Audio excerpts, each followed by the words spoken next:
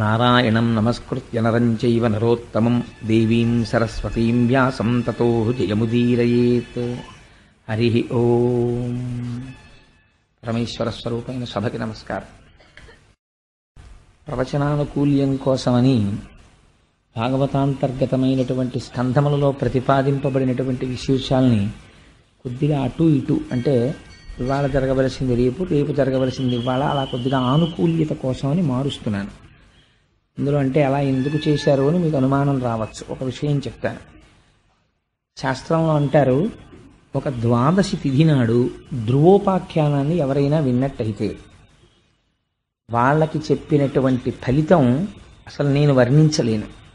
అలా ఎవరైనా జీవితంలో ఒక ద్వాదశి నాడు అసుర సంధ్య వేళలో ధ్రువోపాఖ్యానాన్ని వినాలి అని.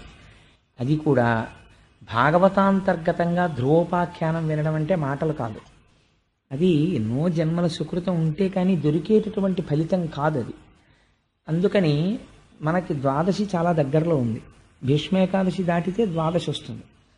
అందుకని ధ్రువోపాఖ్యానాన్ని ద్వాదశి నాటి కట్టి పెడుతున్నాను. అందుకని అయ్యో పాపం ఇంతమంది ఆతృతగా కూర్చుంటున్నారు కదా, ఆ చెప్పింది ఏదో ద్వాదశి నాడు చెప్తే ద్వాదశి అసుర సంధ్య వేళలో ధ్రువోపాఖ్యానాన్ని వింటే ఎంతటి ఫలితం చెప్పారంటే ఇంకంతా ఇంత ఫలితం కాదు. అందుకని ఆయా తిథులకి కొన్ని కొన్ని సరిపోయేటట్టుగా సమన్వయం చేస్తున్నాం. ఇంకా ఇవాల్టి ప్రవచనానికి సంబంధించినంత వరకు చతుర్ముఖ బ్రహ్మగారి యొక్క శరీరంలోంచి కొంత సృష్టి జరిగింది అని మీకు నేను చెప్పాను. సృష్టి 10 విధములుగా ఉంటుంది. అండ సృష్టి, ఈశ్వరుడి సంకల్ప సృష్టి, మైథున సృష్టి, జంతు సృష్టి, ఇలా రకరకాలుగా ఉంటుంది. అందులో ఈశ్వరుడి యొక్క దేహములోంచి వచ్చినటువంటి సృష్టి కొంత ఉన్నది. అందులో 10 మంది ప్రజాపతుల్ని ఆయన తన శరీరములోంచి సృష్టించాడు. అటువంటి వారిలో ఆయన బొటనవేలులోంచి జన్మించినటువంటి వాడు దక్ష ప్రజాపతి. నేత్రములలోంచి జన్మించిన వాడు అత్రి మహర్షి. ఆ అత్రి మహర్షి యొక్క సంతానమే ఆత్రేయ సగోత్రీకులు. అందుకని ఆ బొటనవేలులోంచి జన్మించినటువంటి మహాపురుషుడు దక్ష ప్రజాపతి. ఆయన్ని తక్కువగా అంచనా వేయడానికి వీల్లేదు. ఎందుచేత అంటే 10 మంది ప్రజాపతులకు కూడా ఆయనకి నాయకత్వం ఇచ్చారు.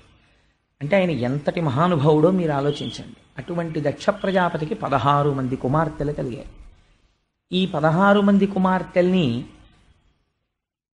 కొంతమందికి ఇచ్చి ఆయన వివాహం చేశాడు. అందులోనే మూర్తి అనబడేటటువంటి ఆవిడ గర్భము నుంచి నరనారాయణులు ఉద్భవించారు.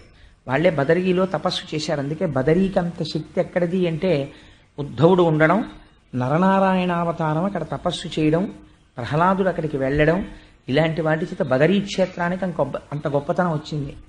ఇంకా మాట్లాడితే బాదరాయణుడు అని రేగిపళ్ళు ఎక్కువగా ఉండేటటువంటి వనం ఎక్కడుంటుందో అక్కడ కూర్చుని వ్యాసుడు తపస్సు చేశాడు, భాగవతాన్ని రచన చేశాడు.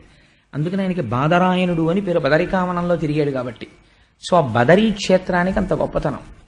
అందుకని అటువంటి బ్రహ్మము యొక్క బొటనవేలి నుంచి ఆవిర్భవించినటువంటి దక్ష ప్రజాపతికి కలిగినటువంటి 16 మంది ఆడపిల్లల్ని అనేక మందికి ఇచ్చి వివాహం చేశారు. అనేక మందిని అంటే 16 మందికి ఇచ్చి, 16 మంది కూడా కాదు, ఎందుకంటే కొంతమందిని ఎక్కువ మందిని ఇచ్చి వివాహం చేశాడు. అలా రుద్రుడికి, శంకరుడికి ఇచ్చి తన కుమార్తె అయినటువంటి సతీదేవినిచ్చి వివాహం చేశారు. 15 మందికి సంతానం కలిగారు. కానీ శంకరుడికి సతీదేవికి సంతానం కలగలేదు. అంటే మీరు ఈ విషయం చెప్పడంలో ఒక రహస్యం ఉంటుంది.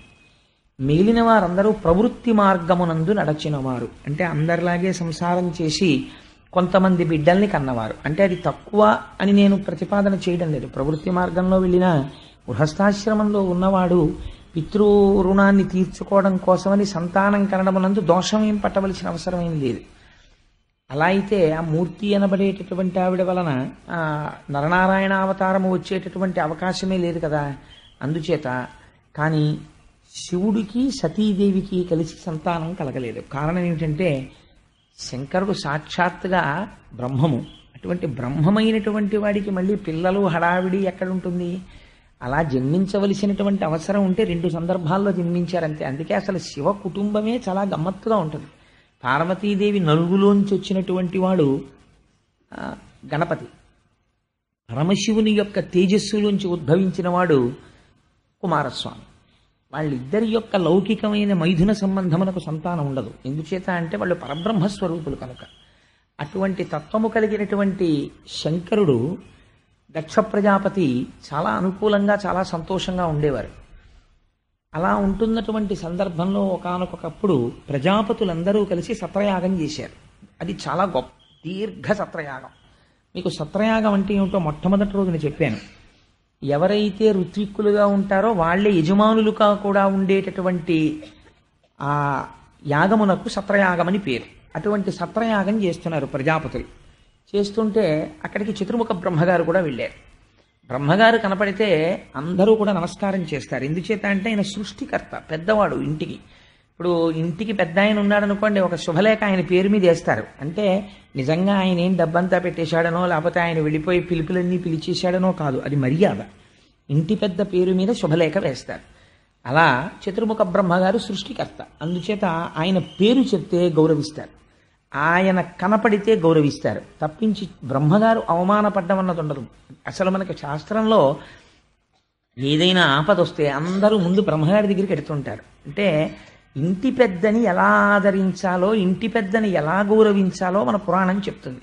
నువ్వు కూడా లౌకికంగా తెలుసుకోవలసింది ఏమిటి అంటే అనుభవజ్ఞుడైనటువంటి నీ తండ్రిని లేదా నీ తాతని గౌరవించి వారి దగ్గర తెలుసుకోవాలి విషయాలు. అందుచేత చతుర్ముఖ బ్రహ్మగారు వెళ్ళి అక్కడ కూర్చుంటే అందరూ లేచి నిలబడ్డారు, చాలా సంతోషించారు, కూర్చున్నారు. ఆ సభలో పరమశివుడు కూడా ఉన్నాడు. పరమశివుడు కూడా ఉన్నటువంటి సందర్భంలో అది చాలా బ్రహ్మాండమైన సభ, సామాన్యమైన సభ కాదు.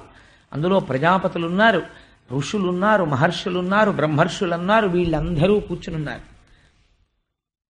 ఆ సభ గురించి పోతన గారు ఒక అద్భుతమైనటువంటి పద్యం రాశారు. సరసిజ గర్భ యోగిజన సర్వ స్వపూర్వ మునీంద్ర హవ్యభుక్ పరమ ప్రజాపతులందరూ భక్తిమయించనుదించియుండగా అత్తరణి సమాన తేజుడగు దక్షుడు వచ్చిన తత్సభాసదుల్ తరమిడి లేచిరప్పుడు పితామహ భర్గులు తప్ప అందరున్ అన్నారు. ఇందులో దక్షయజ్ఞ ధ్వంసం అనేటటువంటిది చాలా గమ్మత్తైనటువంటి ఆఖ్యానం. ఎందుకంటే మనకి ఘోరమైనటువంటి పాపాల జాబితాలో కొన్ని చెప్తారు. అందులో చాలా ఘోరాతి ఘోరమైనటువంటి పాపాలు శిశుహత్య, బ్రహ్మహత్య, భ్రూణహత్య, సురాపానం, ఆ తర్వాత గురుతల్పగతుడు కావడం. అంటే గురువుగారు పడుకునేటటువంటి మంచం మీద వారి భార్య గారు ఉండగా పడుకున్న నోట్లో ఉచ్చరించడానికి కూడా అసహ్యకరమైన విషయాలు. అలాంటివి బ్రహ్మ హేమహారీచ సురాపో గురుతల్పక అని దేవి భాగవతంలో వర్ణిస్తారు. పంచమహాపాతకాలంటే ఏమిటో. సరే, అటువంటి మహాపాతకములు ఉంటాయి కొన్ని. అటువంటి మహాపాతకముల జోలికి, మహాపాపముల జోలికి ఎవరు వెళ్ళరు. అందులో ఒకటి ఏమిటంటే చాలా భయంకరమైన పాపం యజ్ఞ ధ్వంసం. యజ్ఞాన్ని ధ్వంసం చేయకూడదు. కానీ శంకరుడు ఒక యజ్ఞాన్ని ధ్వంసం చేశాడు. అదే దక్షయజ్ఞ ధ్వంసము అంటారు. దక్షయజ్ఞ ధ్వంసం చేస్తే దానికి బ్రహ్మరథం పట్టారు వ్యాసుల వారు, దానికి బ్రహ్మరథం పట్టారు పోతన గారు. అదేమిటండి యజ్ఞధ్వంసం? అసలు గొప్ప కథ ఎందుకు అవుతుంది? దాన్ని భాగవతంలో రాయడం ఏమిటి? దాన్ని మనం వినడం ఏమిటి? అది చెప్పుకోవడం ఏమిటి? దానివల్ల పుణ్యం వస్తుందా, పాపం వస్తుందా? అంటే ఇది నువ్వు వింటే ఎంత గొప్ప ఫలితం వస్తుందో ఆఖరణ చెప్తారు. యజ్ఞధ్వంసం అనేటటువంటిది వచ్చి ఒక పెద్ద అధ్యాయం కింద, ఒక పెద్ద కథ కింద, ఒక వినవలసిన విషయం కింద మారిపోయింది. అది ఎలా జరిగిందో చూడండి. సరసిజ గర్భ అంటే బ్రహ్మగారు సభలో కూర్చునున్నారు. కూర్చునుండగా ఆ సభలో కూర్చున్నటువంటి వాళ్ళెవ్వరూ కూడా సామాన్యులైనటువంటి వాళ్ళు కారు. హవ్యభుక్ పరమ ఋషీంద్ర ప్రజాపతులందరూ భక్తి మిగించనుదించి ఉండగా, అందులో ఋషులు కూర్చున్నారు, ప్రజాపతులు కూర్చున్నారు, అందరూ కూర్చునున్నారు. అందరూ కూర్చునుండగా అత్తరణి సమాన తేజుడగు దక్షుడు వచ్చిన. అప్పుడు ఆలస్యంగా సభలోకి దక్ష ప్రజాపతి వచ్చారు. దక్ష ప్రజాపతి వస్తుంటే ఎలా ఉన్నాడో పోతన గారు చెప్పారు. అత్తరణి సమాన తేజుడగు, సూర్యుడు భూమండలం మీదకి దిగిపోయి దొర్లి వస్తే, నడిచి వస్తే ఎలా ఉంటుందో అలా ఉన్నాడు. అంతటి తేజోమూర్తి. ఆయన కత్తి చేత కూడా నరకబడడం, అంతటి మంత్రభూయిష్టం శరీరం అయింది. అటువంటి అత్తరణి సమాన తేజుడగు దక్షుడు వచ్చిన తత్సభాసదులు తరమిడి లేచిరప్పుడు గభాలను లేచిపోయారంతే. అయ్యో ఎవరో వచ్చారు, ఎవరండి ఆయన అని ఎవరు అడగలేదు. అందరూ దక్షుణ్ణి చూడగానే, అంటే ఆ తేజస్సు అటువంటిది. ఇదేదో మనం గౌరవించవలసినటువంటి వ్యక్తి, సామాన్యుడు కాడు. కాబట్టి వెంటనే లేచిపోదామని సభాసదులు తరమిడి లేచిరప్పుడు అందరూ లేచి నిలబడ్డారు. ఇద్దరు మాత్రం లేవలేదన్నారు. ఎవరా లేవని వాళ్ళు? పితామహ అంటే పితామహుడు అంటే బ్రహ్మగారు లేవలేదు. భర్గులు తక్క ఎందరున్. శంకరుడికి ఒక చిత్రమైన నామం వేసేశారు పోతన గారు. శివుడు అనలేదు, శంకరుడు అనలేదు, రుద్రుడు అనలేదు, భర్గుడు అన్నారు. అసలు దక్షయజ్ఞ ధ్వంసం అంతా ఈ నామంలో ఉంది రహస్యం. భర్గుడంటే ఎవరు? శివుడి యొక్క అష్టమూర్తి తత్వంలో ఆయనకి భర్గ అని ఒక నామం. భర్గ అంటే తేజస్వరూపమైనటువంటి వాడు. అంటే మనం భా అంటుంటాం భాష. ఆత్మ తేజస్వరూపం. ఆ ఆత్మ వస్తువు ఏదైతే ఉందో ఆ ఆత్మస్వరూపి అయి పరబ్రహ్మస్వరూపుడైనటువంటి వాడు. ఆ భర్గనామాన్ని ఉచ్చరించినంత మాత్రం చేత ఏమవుతుందో తెలుసా అండి? మనలో ఉండేటటువంటి అజ్ఞానం అనేటటువంటి చీకటి తొలగిపోతుంది. అంత గొప్ప నామం ఆ భర్గనామం. అందుచేత అజ్ఞానమును పోగొట్టేటటువంటి స్వరూపం ఉన్నవాడు. అజ్ఞానమును పోగొట్టేటటువంటి వాడికి అజ్ఞానం ఎందుకుంటుంది? కాబట్టి ఆయనకి రాగద్వేషాలు ఉండవు. మా మామగారు, ఈయన బ్రహ్మగారు, ఈయన ఇంకోడు, ఇవేం ఉండవు ఆయనకి. ఆయన అంతటా బ్రహ్మమును చూసి తనలో తాను రమించిపోతూ ఉంటాడు. అందుకే ఎప్పుడు శంకరుడు పద్మాసనం వేసి కూర్చుని అర్ధనిమీలిత నేత్రుడై అలా తనలో తాను పరవశించిపోతూ, మన కోటకొమ్మన్ సెంటర్ దగ్గర ఉంటుందో బొమ్మ, ఇలా రెండు చెంబులు పట్టుకుని రెండు పాత్రలు తన పైన ఉన్నటువంటి చంద్రరేఖ నుంచి కరిగి కింద పడినటువంటి అమృతరసాన్ని పట్టుకుని ఒక చెంబుతో తీసి మళ్ళీ ఇలా పోసుకుంటూ ఉంటాడు. మళ్ళీ ఆ చెంబు ఇలా కింద పెడతాడు, ఈ చెంబుతో పోసుకుంటూ ఉంటాడు. అదే ఆపాతాళ నభస్థలంత భువన బ్రహ్మాండమావిస్ఫుర జ్యోతిస్ఫాటికలింగ బౌలి విలసత్పూర్ణేందు వాంతామృతై అస్తోకప్లుతమేకమీశమనిశం రుద్రాను వాకాంజపం ధ్యాయే దీప్సిత సిద్ధయే ధ్రువపదం విప్రోభిషించేత్సివం బ్రహ్మాండ వ్యాప్తదేహ భసిత హిమరుచాభాసమానాభుజంగై కంఠే కాళాః కపర్దాః కలిత శశికళశ్చండ కోదండ హస్తాః త్రిక్షా రుద్రాక్షమాలా సులలిత వపుషశాంభవ మూర్తిభేదాః రుద్రాశ్రీ రుద్రసూక్త ప్రకటిత విభవాన ప్రయచ్చస్తు సౌఖ్యం అంటారు. ఆయన మీద చంద్రరేఖ ఉంటుంది ఎప్పుడు. ఈ బ్రహ్మాండమంతటా నిండిపోయి ఉంటాడు. నిండిపోయి ఉన్నవాడి మీద చంద్రరేఖ ఉంటుంది. ఆ చంద్రరేఖలో వచ్చి అమృతం పడుతూ ఉంటుంది. ఆ పడినటువంటి అమృత ధారల చేత తడిసిపోయి ఉంటాడు. ఆయన ఎంత చల్లగా ఉంటే మనందరం అంత చల్లగా ఉంటాం. అందుకే శివలింగానికి ధారాపాత్ర కట్టి ఓ దర్భ పెట్టి తడిసిపోయేటట్టు ఉంచుతారు. శివలింగం పొడిగా ఉండకూడదు. అభిషేకం మొదలు పెడితే మాత్రం పువ్వు బోర్లించి చెయ్యాలి. అందుకని అలా ధారాపాత్ర నుంచి నీరెప్పుడు పడుతూనే ఉంటుంది శివలింగం మీదకి. అంత చల్లగా ఉంటాడు ఆయన. ఆయన చల్లగా ఉంటే మనం చల్లగా ఉంటాం. చంటి పిల్లాళ్లాగా పరబ్రహ్మంలో రమించిపోతూ రెండు చెంబులు పట్టుకుని రెండు కలశలు, ఇందులో అమృతం తీసి ఇలా పోసుకుని మళ్ళీ చెయ్యిలా పెడుతూ ఉంటాడు. ఇందులోకి మళ్ళీ అమృతం నిండేలోగా ఈ పాత్రలో అమృతం ఇలా పోసుకుంటూ ఉంటాడు.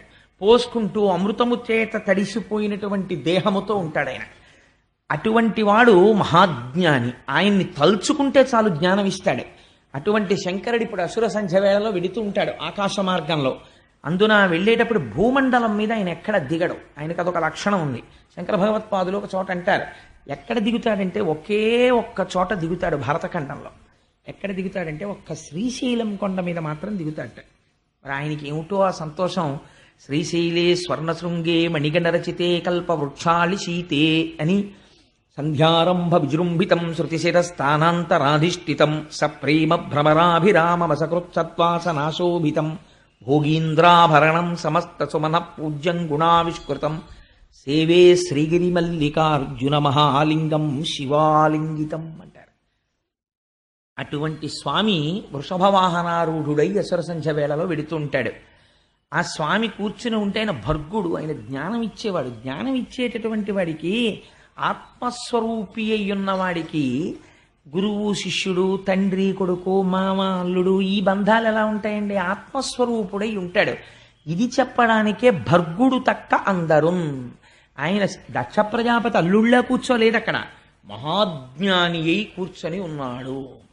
ఇలా కూర్చుని ఉండగా విశ్వం పశ్యతి కార్యకారణతయా స్వస్వామి సంబంధత శిష్యాచార్యతయా తథైవ పితృపుత్రాజ్ఞనాభేదత స్వప్నే జాగ్రతివా అని దక్షిణామూర్తి స్తోత్రంలో శంకర భగవత్పాదులు అంటారు.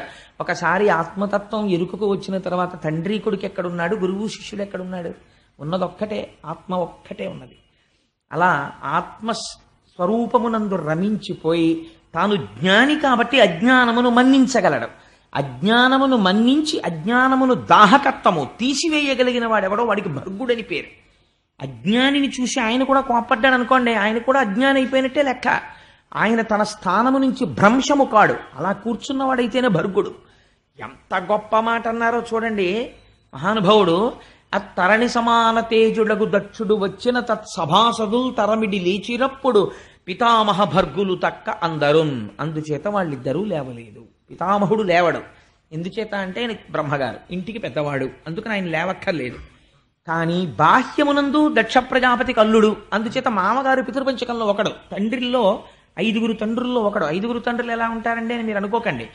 జన్మనిచ్చినటువంటి తండ్రి, గాయత్రీ మంత్రాన్ని ఉపదేశం చేసినటువంటి తండ్రి, రాజు, అంటే పిల్లనిచ్చినటువంటి మామగారు, పెద్దన్నగారు లేదా గురువు, గాయత్రీ మంత్రోపదేశం చేసిన వారంటే 5 తండ్రుల కింద చెప్తారు. అలాగే అత్తగారు మాతృపంచకంలోకి వస్తుంది.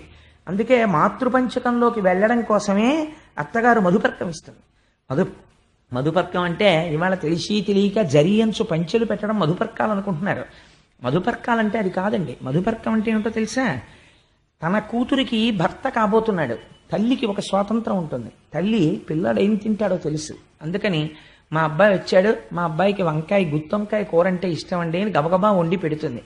రేపు అల్లుడు కూడా అత్తవారింటికి వస్తూ ఉంటాడు. మామగారు ఏం చేస్తాడు? ఓ ఉపన్యాసం చెప్తాడు, కావాలంటే భాగవతంలో ఏముందో ఏ అధ్యాయంలో ఏముందో చెప్తాడు. అత్తగారు పెట్టాలి వండి అల్లుడికి కడుపు నిండా. అందుకని తన కొడుకుతో సమానం. అందుకని ఇప్పుడు అత్తగారు తల్లి స్థానాన్ని పొందాలి. ప్రేమ చేత అల్లుడికి అన్నం పెట్టడంలో కోప్పడకుండా కూడా ముందు కడుపు నిండాక ఎలా కోప్పడుతుందో అలా అత్తగారు కూడా అల్లుడిని అంత మర్యాదగా కొడుకులా అన్నం పెట్టాలి. ఈ ప్రేమ నేను నీ యందు ప్రకటిస్తున్నానయ్యా, ఇంకా నువ్వు నాకు కొడుకుతో సమానం, నేను నీకు అమ్మతో సమానం. నువ్వు నన్ను స్వేచ్ఛగా, అత్తయ్యగారు నాకు మడత కాజా చేసి పెడుతురు, మీ కాజాలు బాగుంటాయని అడగచ్చు, నేను నీకు చేసి పెడతాను ప్రేమగా. మన ఇద్దరిది ఇక తల్లి కొడుకుల సంబంధం అని ఈ ప్రేమ వ్యక్తం చేయడానికి ఆవిడ తేనె పట్టుకొస్తుందో పాత్రలో తేవాలి. అసలు మొట్టమొదట అల్లుడు ఎదుర్కోలేని పెడతారు. ఆ వచ్చినప్పుడు దేని కొరకు అంటే అత్తగారి ప్రేమ ప్రకటించడానికి. మామగారు గౌరవం ప్రకటిస్తాడు, నారాయణుడు వస్తున్నాడు కాబట్టి. అత్తగారు మాత్రం అలా వెళ్ళదు. ఈవిడ లక్ష్మిగా వెళ్ళదు, ఈవిడ తల్లిగా వెడుతుంది. వెళ్ళి చిన్న గిన్నెతో తేనె పట్టుకెళ్ళి అరచేతిలో తేనె వేస్తుంది. వేస్తే అల్లుడు సంతోషంగా తేనె తీసుకుని అత్తగారి కాళ్ళకి నమస్కారం చెయ్యాలి. అమ్మా, మిమ్మల్ని మాతృపంచకంలోకి తీసుకున్నాను, ఇవాళ నుంచి మీరు మా అమ్మ అని. దాన్ని మధుపర్కం అంటారు వివాహంలో. అంతేగాని జరియంచు పంచట్లేదు, ఇంత అంచు లేదండి మా అల్లుడికి అని దెబ్బలాడుకోవడానికి మధుపర్కం కాదు. మధుపర్కం అంటే అలా పుచ్చుకున్నది మధుపర్కం. దానివల్ల ఆ శోభ కలుగుతుంది, ఆ ఆత్మీయత కలుగుతుంది. అందుకని ఇక్కడ ఈ అల్లుడు మామ సంబంధం విషయంలో దక్షుడికుందేమో మనసులో, శివుడికి లేదు. ఎందుచేత ఆత్మస్వరూపి అయి ఉన్నాడు. ఇలా కూర్చునుండగా పితామహుడు లేవడు, ఎందుకంటే ఆయన పెద్దవాడు. అందుకే ఆ పేరేశారు. చతుర్ముఖ బ్రహ్మ అనకూడదా, సరసిజ గర్భుడు అనకూడదా, అంటే వనజనాభుడు అనకూడదా, లేకపోతే ఏదో కమల గర్భుడు అనకూడదా, ఏదో పేరు పెట్టచ్చు బ్రహ్మగారికి. కానీ ఏమీ అనలేదు. అనకుండా ఆయనకి పితామహ అంటే పెద్దవాడు, గౌరవింపదగినవాడు. అందుకని ఆయన లేవకూడదు. రెండోవాడు లేవవలసిన వాడని మనకు అనిపించేవాడు అల్లుడు కాబట్టి, కానీ లేవడు. ఎందుకని? భర్గుడు, మహాజ్ఞాని, ఆత్మస్వరూపి. అందుకని పితామహ భర్గులు తప్ప అందరూ. ఎందుకంటే ఆ 2 మాటలు పట్టుకుని అలా కొట్టుకుంటారు మీరు అని అనుకోకండి. కథ అంతా దాని మీదే ఆధారపడి ఉంది, వెనకాతల ఆఖ్యానం అంతా. అందుకని పితామహ భర్గులు తప్ప అందరూ. వాళ్ళిద్దరూ లేవకపోతే దక్షుడు లోపలికి వచ్చేసాడు. లోపలికొచ్చి లేచిన వాళ్ళ వంక ప్రసన్నంగా ఏం చూడలేదు. లేవని వాళ్ళు ఎవరు సభలో చూశాడు. బ్రహ్మగారు లేవలేదు, పెద్ద పట్టించుకోలేదు. పితామహ బిరుదుంది కదా, ఆయన బొటన వేలులోంచి వచ్చాను ఊరుకున్నాడు. ఇటు చూశాడు ఎర్రటి కంటితో. అల్లుడు లేవలేదు. అల్లుడు కాబట్టి నాకు కొడుకుతో సమానం, నేను మామగారిని, పితృపంచకంలో ఒకండి, తండ్రి లాంటి వాడిని. మిగిలిన ఇంతమంది లేచారు, అల్లుడు లేవడానికి లేచి మామయ్యగారు నమస్కారం అని ఇలా అనద్దు, అనలేదు. చూసావా ఎంత అహంకారమో అనుకున్నాడు. కడుపులో దాచుకోలేకపోయాడు. ఇది అజ్ఞానం అంటే. కన్ను ఎర్రపడిపోవడమే అజ్ఞానం. కోపం వచ్చేసింది అంతే. ఒక్కొక్కరు చూడండి, నమస్కారం పెట్టలేదని కోపం పెట్టుకుంటారు కడుపులో.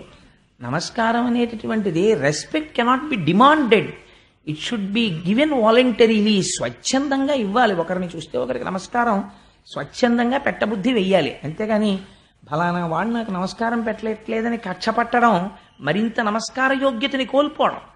అందుచేత నమస్కారం ఫలానా వాడు పెట్టలేదని ఇంతమంది సభలో పెట్టని వాడిని గుర్తుపట్టాడంటే ఎంత అజ్ఞానంతో వచ్చాడో చూడండి దక్ష ప్రజాపతి. ఆయన ఎంత ప్రజాపతి అయితే ఎవడకు కావాలి అంటే ఇవాళ దక్ష ప్రజాపతి ఏ రూపంలో ఉన్నాడు? లేచిన వాళ్ళు ఇంతమంది గుర్తులేరు, లేవని వాళ్ళు ఇద్దరిలో ఒకడు ఎందుకు గుర్తులేడో అందుకని లేవక్కర్లేదు లేని వదిలిపెట్టాడు, ఒకడిని పట్టుకుంటున్నాడు. అంటే ఇప్పుడు అజ్ఞానమునందు దక్షుడున్నాడు ఖచ్చితంగా కదండి. లేకపోతే ఫలానా ఆయన సభలో నేను వచ్చినప్పుడు లేవట్లేదు ఆయన మీద కక్ష పెట్టాడంటే తను జారిపోతున్నాడా అవతలవాడు జారిపోతున్నాడా? చూశాడు శంకరుడి వంక, కళ్ళు ఎర్ర పడిపోయాయి. క్రోధంతో సభలో ఉన్న వాళ్ళందరినీ చూసి ఒక మాట అన్నాడు, వీడెవరు అన్నాడు. అంటే వాళ్ళు ఆశ్చర్యపోయారు, ఇదేమిటి అల్లుడు కదా ఎవరంటాడేమిటి, కాళ్ళు కడిగి కన్యాదానం చేశాడు, వీడెవరు అని అడుగుతాడేమిటి అని. శివుడు నవ్వుతూ కూర్చున్నాడు. అర్థమైంది, ఓహో నమస్కారం పెట్టలేదు కదా, కోపం వచ్చింది. అంటే పాపం వాళ్ళు లేచి అన్నారు, శివుడండి అన్నారు. మరి అడిగిన వాడిని చెప్పకపోతే వాడి మళ్ళీ ఆయన మీద ఏం కోపం వస్తుందో, అందుకని వీడెవరు అన్నాడు. అంటే చెప్పాలి కదా, అదేమిటంటే మనసులో అనుకున్న శివుడండి అన్నారు. ఆ మాట అనేటప్పటికి ఇంకా సర్రం అన్నాడు, శివుడా అన్నాడు. శివుడు అంటే మంగళములను ఇచ్చువాడు అని అర్థం. ఆయన ఎప్పుడు మంగళములని చేస్తాడు, అమంగళం చెయ్యడం ఆయనకి చేత కాదు, అసలు ఆయన చెయ్యడు. అందుకని ఆయనకి శివుడని పేరు. ఆ పేరు చెప్పేటప్పటికి కోపం వచ్చిందంతే. ఆయన అన్నాడు, అనయములుప్త క్రియాకలాపుండు మానహీనుండు మర్యాద లేనివాడు మత్త ప్రచారుండు దిగంబరుండు భూత ప్రేత పరివృతుండు ఉన్మత్తనాథుండు భూతిలిప్తుండు అస్థిభూషణుండు. ఎంత దారుణమైన మాటలు వాడాడో చూడండి. ప్రమథ భూతనాథుండు భూతిలిప్తుండు అస్థిభూషణుండు దుష్ట హృదయుండు నష్ట హృదయుండు నష్ట శౌచుండు దుష్ట హృదయుండు ఉగ్ర పరేత భూ నికేతనుండు వితత స్రస్త కేశుండు. అశుచి అయిన ఇతనికి శివుడను ప్రమాదమిట్లు కలిగే, అశివుడైన ఇతనిని శివుడని పిలిచి వేదంబు శూద్రునికిచ్చినట్లు అన్నాడు. ఎవడు రావి శివుడని పిలిచినవాడు? అనయము లుప్త క్రియాకలాపుండు మానహీనుండు మర్యాద లేనివాడు. వీడు శివుడా? అనయము లుప్త క్రియాకలాపుండు. లుప్త క్రియాకలాపుండు అంటే అసలు ఏ పని చేయనివాడు. ఏమిటి కోపం, లేచి నమస్కారం పెట్టలేదు. వీడికి పని ఉండదు పాడుండదు, అలా కూర్చుంటాడు. వీడు ఏ పని చేయడు. అనయము లుప్త క్రియాకలాపుండు. మీరు చాలా జాగ్రత్తగా వినాలి. ముందు నేను తిట్లు చెప్పేస్తాను, ఎందుకంటే పోతన గారు అన్నారు, వ్యాసుల వారును, ఇది దక్షుని చేత పరమశివుని పట్ల క్రోధంబుతో చేసినటువంటి ఈ వ్యాఖ్య ఎందయో స్తోత్రంబై పరంగే అన్నారు. అది ఎలా జరిగింది అన్నది తర్వాత వివరణ చేస్తాను. ముందేమన్నాడంటే అనయము లుప్త క్రియాకలాపుండు. కోపం వచ్చేసింది అనుకోండి అల్లుడి గారి మీద, పనా పాడ అలా పురాణాలుగా పోతుంటాడు అంటాడు మామగారు. అందుకని అనయము లుప్త క్రియాకలాపుండు, వీడికేం పని పాడు లేదు. మానహీనుండు, వీడికి మానం మర్యాద ఏం లేవు. ఎందుకని? ఆయన దిగంబరుండు, బట్టకట్టుకోడు. మానహీనుండు మర్యాద లేనివాడు. ఇక్కడ బయటపడిపోయాడు స్పష్టంగా. ఏమిటి మర్యాద? తనకి దండం పెట్టలేదు. అందుకని మానహీనుండు మర్యాద లేనివాడు. అక్కడతో ఊరుకున్నాడా? ఊరుకోలేదు. మత్త ప్రచారుండు, ఎప్పుడు మదించినటువంటి వాడు ఎలా ఉంటాడో పిచ్చాడు అలా తిరుగుతుంటాడు. మత్త ప్రచారుండు ఉన్మత్త ప్రియుండు, పిచ్చి వాళ్ళందరినీ వెంటేసుకు తిరుగుతుంటాడు. అలాంటి వాళ్ళంటే వీడికి ఇష్టం. ఉన్మత్త ప్రియుండు దిగంబరుండు, బట్టే కట్టుకోడు. దిగంబరుండు భూత ప్రేత పరివృతుండు, ఎప్పుడు చుట్టూ భూతాల్ని ప్రేతాల్ని పిశాచాల్ని పెట్టుకు తిరుగుతాడు. భూత ప్రేత పరివృతుండు ఉన్మత్తన తామస ప్రమథ గణ నాథుండు, తామసమైనటువంటి ప్రమథగణాలకన్నింటికీ కూడా నాథుడై ఉండేటటువంటి వాడు. భూతిలిప్తుండు, శ్మశానంలో కాలినటువంటి శవానం యొక్క బూడిదని తీసి ఒంటికి రాసుకుంటాడు. భూతిలిప్తుండు అస్థిభూషణుండు, ఆ శవం కాలిపోయిన తర్వాత ఉన్న ఎముకలు తీసి దండ కొట్టుకుని మెళ్ళలో వేసుకుంటూ ఉంటాడు. భూతిలిప్తుండు అస్థిభూషణుండు. అక్కడతో ఊరుకున్నాడా? నష్ట శౌచుండు, అసలు వీడికి శౌచమే లేదు. అంతమునందు లేదు, బాహ్యమునందు లేదు, రెండింటి యందు శౌచం లేదు. నష్ట శౌచుండు దుష్ట హృదయుండు, మంచి హృదయం కాదు, చాలా దుష్టమైనటువంటి హృదయం ఉన్నవాడు. నష్ట శౌచుండు దుష్ట హృదయుండు ఉన్మత్తనాథుండు, పిచ్చాళ్ళందరికీ వీడి నాయకుడు. ఉన్మత్తనాథుండు ఉగ్ర పరేత భూ నికేతనుండు, శవాలన్నింటినీ ఎక్కడ కాలుస్తారో అందరూ ఎక్కడికి వెళ్ళడానికి భయపడతారో అటువంటి శ్మశానంలో తిరిగేవాడు. ఉగ్ర పరేత భూ నికేతనుండు వితత స్రస్త కేశుండు, జుట్టు దువ్వుకోవడమే చేత కాదు, ఎప్పుడు జడలు కట్టేసి పెద్ద జటాజూటం ఒకటి కట్టుకు తిరుగుతుంటాడు. వితత స్రస్త కేశుండు, లేదా ఇలా చిమ్ముకుని విరజిమ్ముకుని తిరుగుతుంటాడు. అందుకని వితత స్రస్త కేశుండు. అశుచి, అసలు చూస్తేనే భయం వేస్తుంది, ముట్టుకోబుద్ధి ఏదో అమంగళకరుడు. అశుచి అయిన ఇతనికి శివుడను ప్రమాదమెట్లు కలిగి, ఇతనికి శివుడని పేరు ఎవరు పెట్టారు? ఎలా మంగళకరుడు. వీణ్ణి పట్టుకుని శివుడని పిలిస్తే నాకేమని పిలుస్తోందో తెలుసా? అశివుడైన ఇతనిని శివుడని పిలుచుట వేదంబు శూద్రునకిచ్చినట్లు. యజ్ఞోపవీతం లేనివాడికి, ఉపనయన సంస్కారం జరగని వాడికి, స్వరం తెలియని వాడికి వేదం పట్టుకెళ్ళి ఇచ్చినట్టుంది వీడిని శివుడని పిలవడం. ఎవడు పిలిచాడు వీడిని శివుడని? ఎంత దారుణంగా మాట్లాడాడో చూడండి, అంత భయంకరమైన శివనింద చేశాడు. ఇదంతా చేస్తున్నప్పుడు శంకరుడు ఏం చేస్తున్నాడు అంటే చాలా సంతోషంగా నవ్వుతూ కూర్చున్నట్టే కుర్చీలో. ఈయన మాత్రం చాలా తిట్టేశాడు. తిట్టేసిన తర్వాత కోపం ఆగుతుందండి. అయితే నేను ఇక్కడ ఒక్క మాట చెప్పాలి. సాధారణంగా ఏమిటంటే కోపంలో ఉండేటటువంటి లక్షణం ఒకలా ఉంటుంది. మనం ఎవరి మీదన్నా చాలా కోపంతో ఉన్నాం అనుకోండి, ఆ ఎదురుగుండా కూర్చున్నాడు అనుకోండి, పిల్లాడి మీదే కోపంగా ఉంది, పిల్లాడిని వీడు స్కూల్కి వెళ్ళాడు, చదవాడు, హోంవర్కులు చేయట్లేదు అని తండ్రి తిట్టేస్తుంటే వాడు తలంచుకుని ఇలా రాస్తున్నాడు అనుకోండి, మంట వచ్చేస్తుంది తండ్రికి. చూడు ఎన్నన్నా మాట్లాడడం ఒక్క తలుగు అంటాడు కోపం వచ్చేసి. అదే తిరిగి ఏదో మాట్లాడాడు అనుకోండి, ఆ కోపం కొంత డిఫ్యూజ్ అవుతుంది. అయ్యో తప్పు అయిపోయిందండి నాన్నగారండి, ఇంక నుంచి చదువుకుంటానండి ఏదో అంటే వెంటనే కొంచెం తగ్గుతాడు. అలా మాట్లాడకపోతే అది ఉధృతం అయిపోతుంది ఆ కోపం. చూడు ముచ్చులో ఎలా కూర్చున్నాడో అంటారు. ఆయన పాపం నవ్వుతూ కూర్చున్నాడు, భర్గుడు కాబట్టి ఈయనకి ముచ్చులో కనపడుతున్నాడు ఆయన మాట్లాడడానికి. ఈయన చేసినటువంటి స్తోత్రం ఎలా అయింది? ఇదొక విచిత్రమైన విషయం. అనయము లుప్త క్రియాకలాపుండు. దీన్నే పార్వతీదేవితో తర్వాత చెప్తాడు శంకరుడు. లుప్త క్రియాకలాపుండు అంటే మనకి రెండు మార్గములు ఉంటాయి. ఒకదాన్ని ప్రవృత్తి మార్గం అంటారు, ఒకదాన్ని నివృత్తి మార్గం అంటారు. ప్రవృత్తి మార్గం అంటే ఏదో ధన సంపాదన చేసుకోవడం, సంసారాన్ని పోషించుకోవడం, కుటుంబంతో ఉండడం, కర్మకాండ చేస్తూ ఉండడం, ఈ పూజ చేస్తూ ఉండడం, ఆ పూజ చేస్తూ ఉండడం, ఇలాంటి వాటన్నింటినీ కలిపి ప్రవృత్తి మార్గం అంటారు. అది కూడా కామ్యకర్మ, నాకేదో శుభం జరగాలని చేస్తూ ఉంటాడు. నివృత్తి మార్గం అని ఉంటుంది. నివృత్తి మార్గంలో తాను ఏమీ చేయడు. బ్రహ్మమును తెలుసుకొని జ్ఞాన మార్గంలో తాను బ్రహ్మమును తెలుసుకొని బ్రహ్మయై బ్రహ్మవిత్ బ్రహ్మైవ భవతి. బ్రహ్మమును తెలుసుకున్నవాడు బ్రహ్మమే అవుతాడు. రేపు వస్తారు కదా తత్వవిధానంద సరస్వతి, ఎటువంటి మహానుభావులు వరుణ్ణి సర్వకాలముల యందు ఇక్కడ లోకమంతటా దర్శనం చేస్తూ ఉంటారు. అలా ఉండగలిగినటువంటి మహాపురుషులు ఎవరుంటారో వారిని నివృత్తి మార్గమునందున్నవారు అంటారు. వారు శరీరంతో ఉన్నన్నాళ్ళు నివృత్తి మార్గంలో ఉంటారు తప్ప ప్రవృత్తి మార్గంలోకి వాళ్ళు వెళ్ళరు. వాళ్ళ జీవితం చాలా గమ్మత్తుగా ఉంటుంది. అది సామాన్యుడికి అందదు. అందుకే ఎప్పుడు నివృత్తి మార్గమునందు పతాక స్థాయికి వెళ్ళిపోయినటువంటి ఒక మహాజ్ఞానితో మీ జీవితాన్ని మీరు పోల్చి చూసుకొని వారితో నడువడి అలా నడుద్దామని మీరు ప్రయత్నము చేయకూడదు. మీకు ఒక ఉదాహరణ చెప్తాను. నివృత్తి మార్గం అంటే ఎంత భయంకరంగా ఉంటుందో. ఆ స్థాయికి వెళ్ళిన వాడికి అది చాలా హాయిగా ఉంటుంది. అలా వెళ్ళని వాడికి దాన్ని అనుకరించలేడు. నివృత్తి మార్గంలో వెళ్ళిపోయినటువంటి మహాపురుషుణ్ణి చూసి నేను ఆయనలా ఉన్నాను అనుకుంటే అదొక భ్రమ అయిపోతుంది. అలా ఉండకూడదు. భక్తితో అనుసరించాలి. అనుసరిస్తే ఒకనాడ జ్ఞానం వస్తే నువ్వు ఆ స్థితికి వెడతావు. రమణ మహర్షి అరుణాచలం కొండ మీద ఉన్నారు. ఏదో ఓ పెద్ద మర్రి కోటి కింద పడింది. దక్షిణామూర్తి కూర్చునే మర్రి చెట్టు ఆకే ఇది అని ఆ ఆకు ఎటువైపు నుంచి పడిందో అటువైపుగా నడిచి వెళ్ళారు. పెడితే ఆ మర్రి చెట్టు కనపడింది. ఇక్కడే దక్షిణామూర్తి ఉంటారు, చూద్దాం అనుకున్నారు. ఇంతలో ఆయన కాలు అనుకోకుండా ఒక తేనె పట్టుకి తగిలింది. తగిలితే ఆ తేనెటీగలు వచ్చి ఆయన కాలు కుడుతున్నాయి. ఆయన ఏం చేశారంటే ఈ కాలు నిష్కారణముగా ఒక తేనె పట్టు, అంటే అది ఎక్కడో పువ్వుల్లో తిరిగి తేనె తెచ్చి గూట్లో పెట్టుకుని తయారు చేసుకున్నటువంటి దాని గూటిని ఈ కాలు వెళ్ళి భ్రంశము చేసినది. కాబట్టి ఈ కాలు శిక్షార్హురాలు. మనమేమంటాం? నేనంటాం. ఆయనకి నేను ఆత్మ. ఇదేమిటి? ఈ ఆత్మ చేత ధరింపబడిన వస్తువు. ఇది వేరు, ఆయన వేరు. ఇది నివృత్తి మార్గం అంటే. కాబట్టి ఇది శిక్షార్హురాలు, కాబట్టి ఇది శిక్ష అనుభవించాలి అని ఆ కాలెత్తి ఒక రాతి మీద పెట్టారు. అసలు ఒక తేనెటీ కుడితే పరిగెడతామండి. తేనెటీగలన్నీ వచ్చి కాలు కుట్టేశాయి. కుట్టేస్తే ఆ ముళ్ళన్నీ విరిగిపోయాయి. చూస్తుండగా కాలు ఇంత లావున వాచిపోతే ఆయన ఎందుకు వెళ్ళారో మర్చిపోయారు. మర్చిపోయి ఆ కాలు తేనెటీగలు కుట్టేసిన కాలు ఈడ్చుకుంటూ వచ్చి విరూపాక్షకుహకో అక్కడ తపస్సు చేస్తున్న ప్రదేశానికి వచ్చేసారు. పక్కన ఉన్నటువంటి ఒక వ్యక్తి అడిగాడు, అయ్యా స్వామి ఏమిటండి అది? కాలు అంతలా వాచిపోయింది, అంత ఎర్రపడిపోయింది, జ్వరం వచ్చేసింది, ఏమిటిది అన్నారు.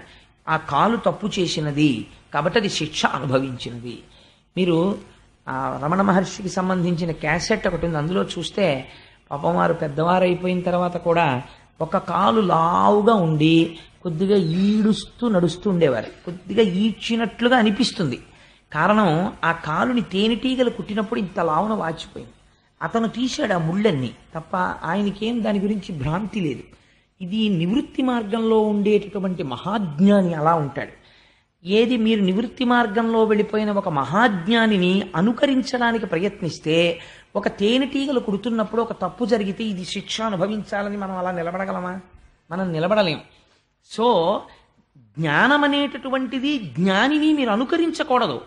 జ్ఞానిని ఎప్పుడైనా అనుకరించే ప్రయత్నం చేస్తే జ్ఞానం పొందుతాడో లేదో నాకు తెలియదు, కానీ బోర్లా పడిపోతాడు జీవితంలో. అలా చేయకూడదు. భక్తితో ప్రయత్నం చెయ్యాలి, పరమభక్తితో ఉండాలి. ఉండగా ఉండగా భక్తి పండితే ఒకనాడు జ్ఞానం వస్తుంది. ఆ జ్ఞానం వచ్చేసిన తర్వాత ఇంకా బోర్డే ఉండదు జ్ఞానిని.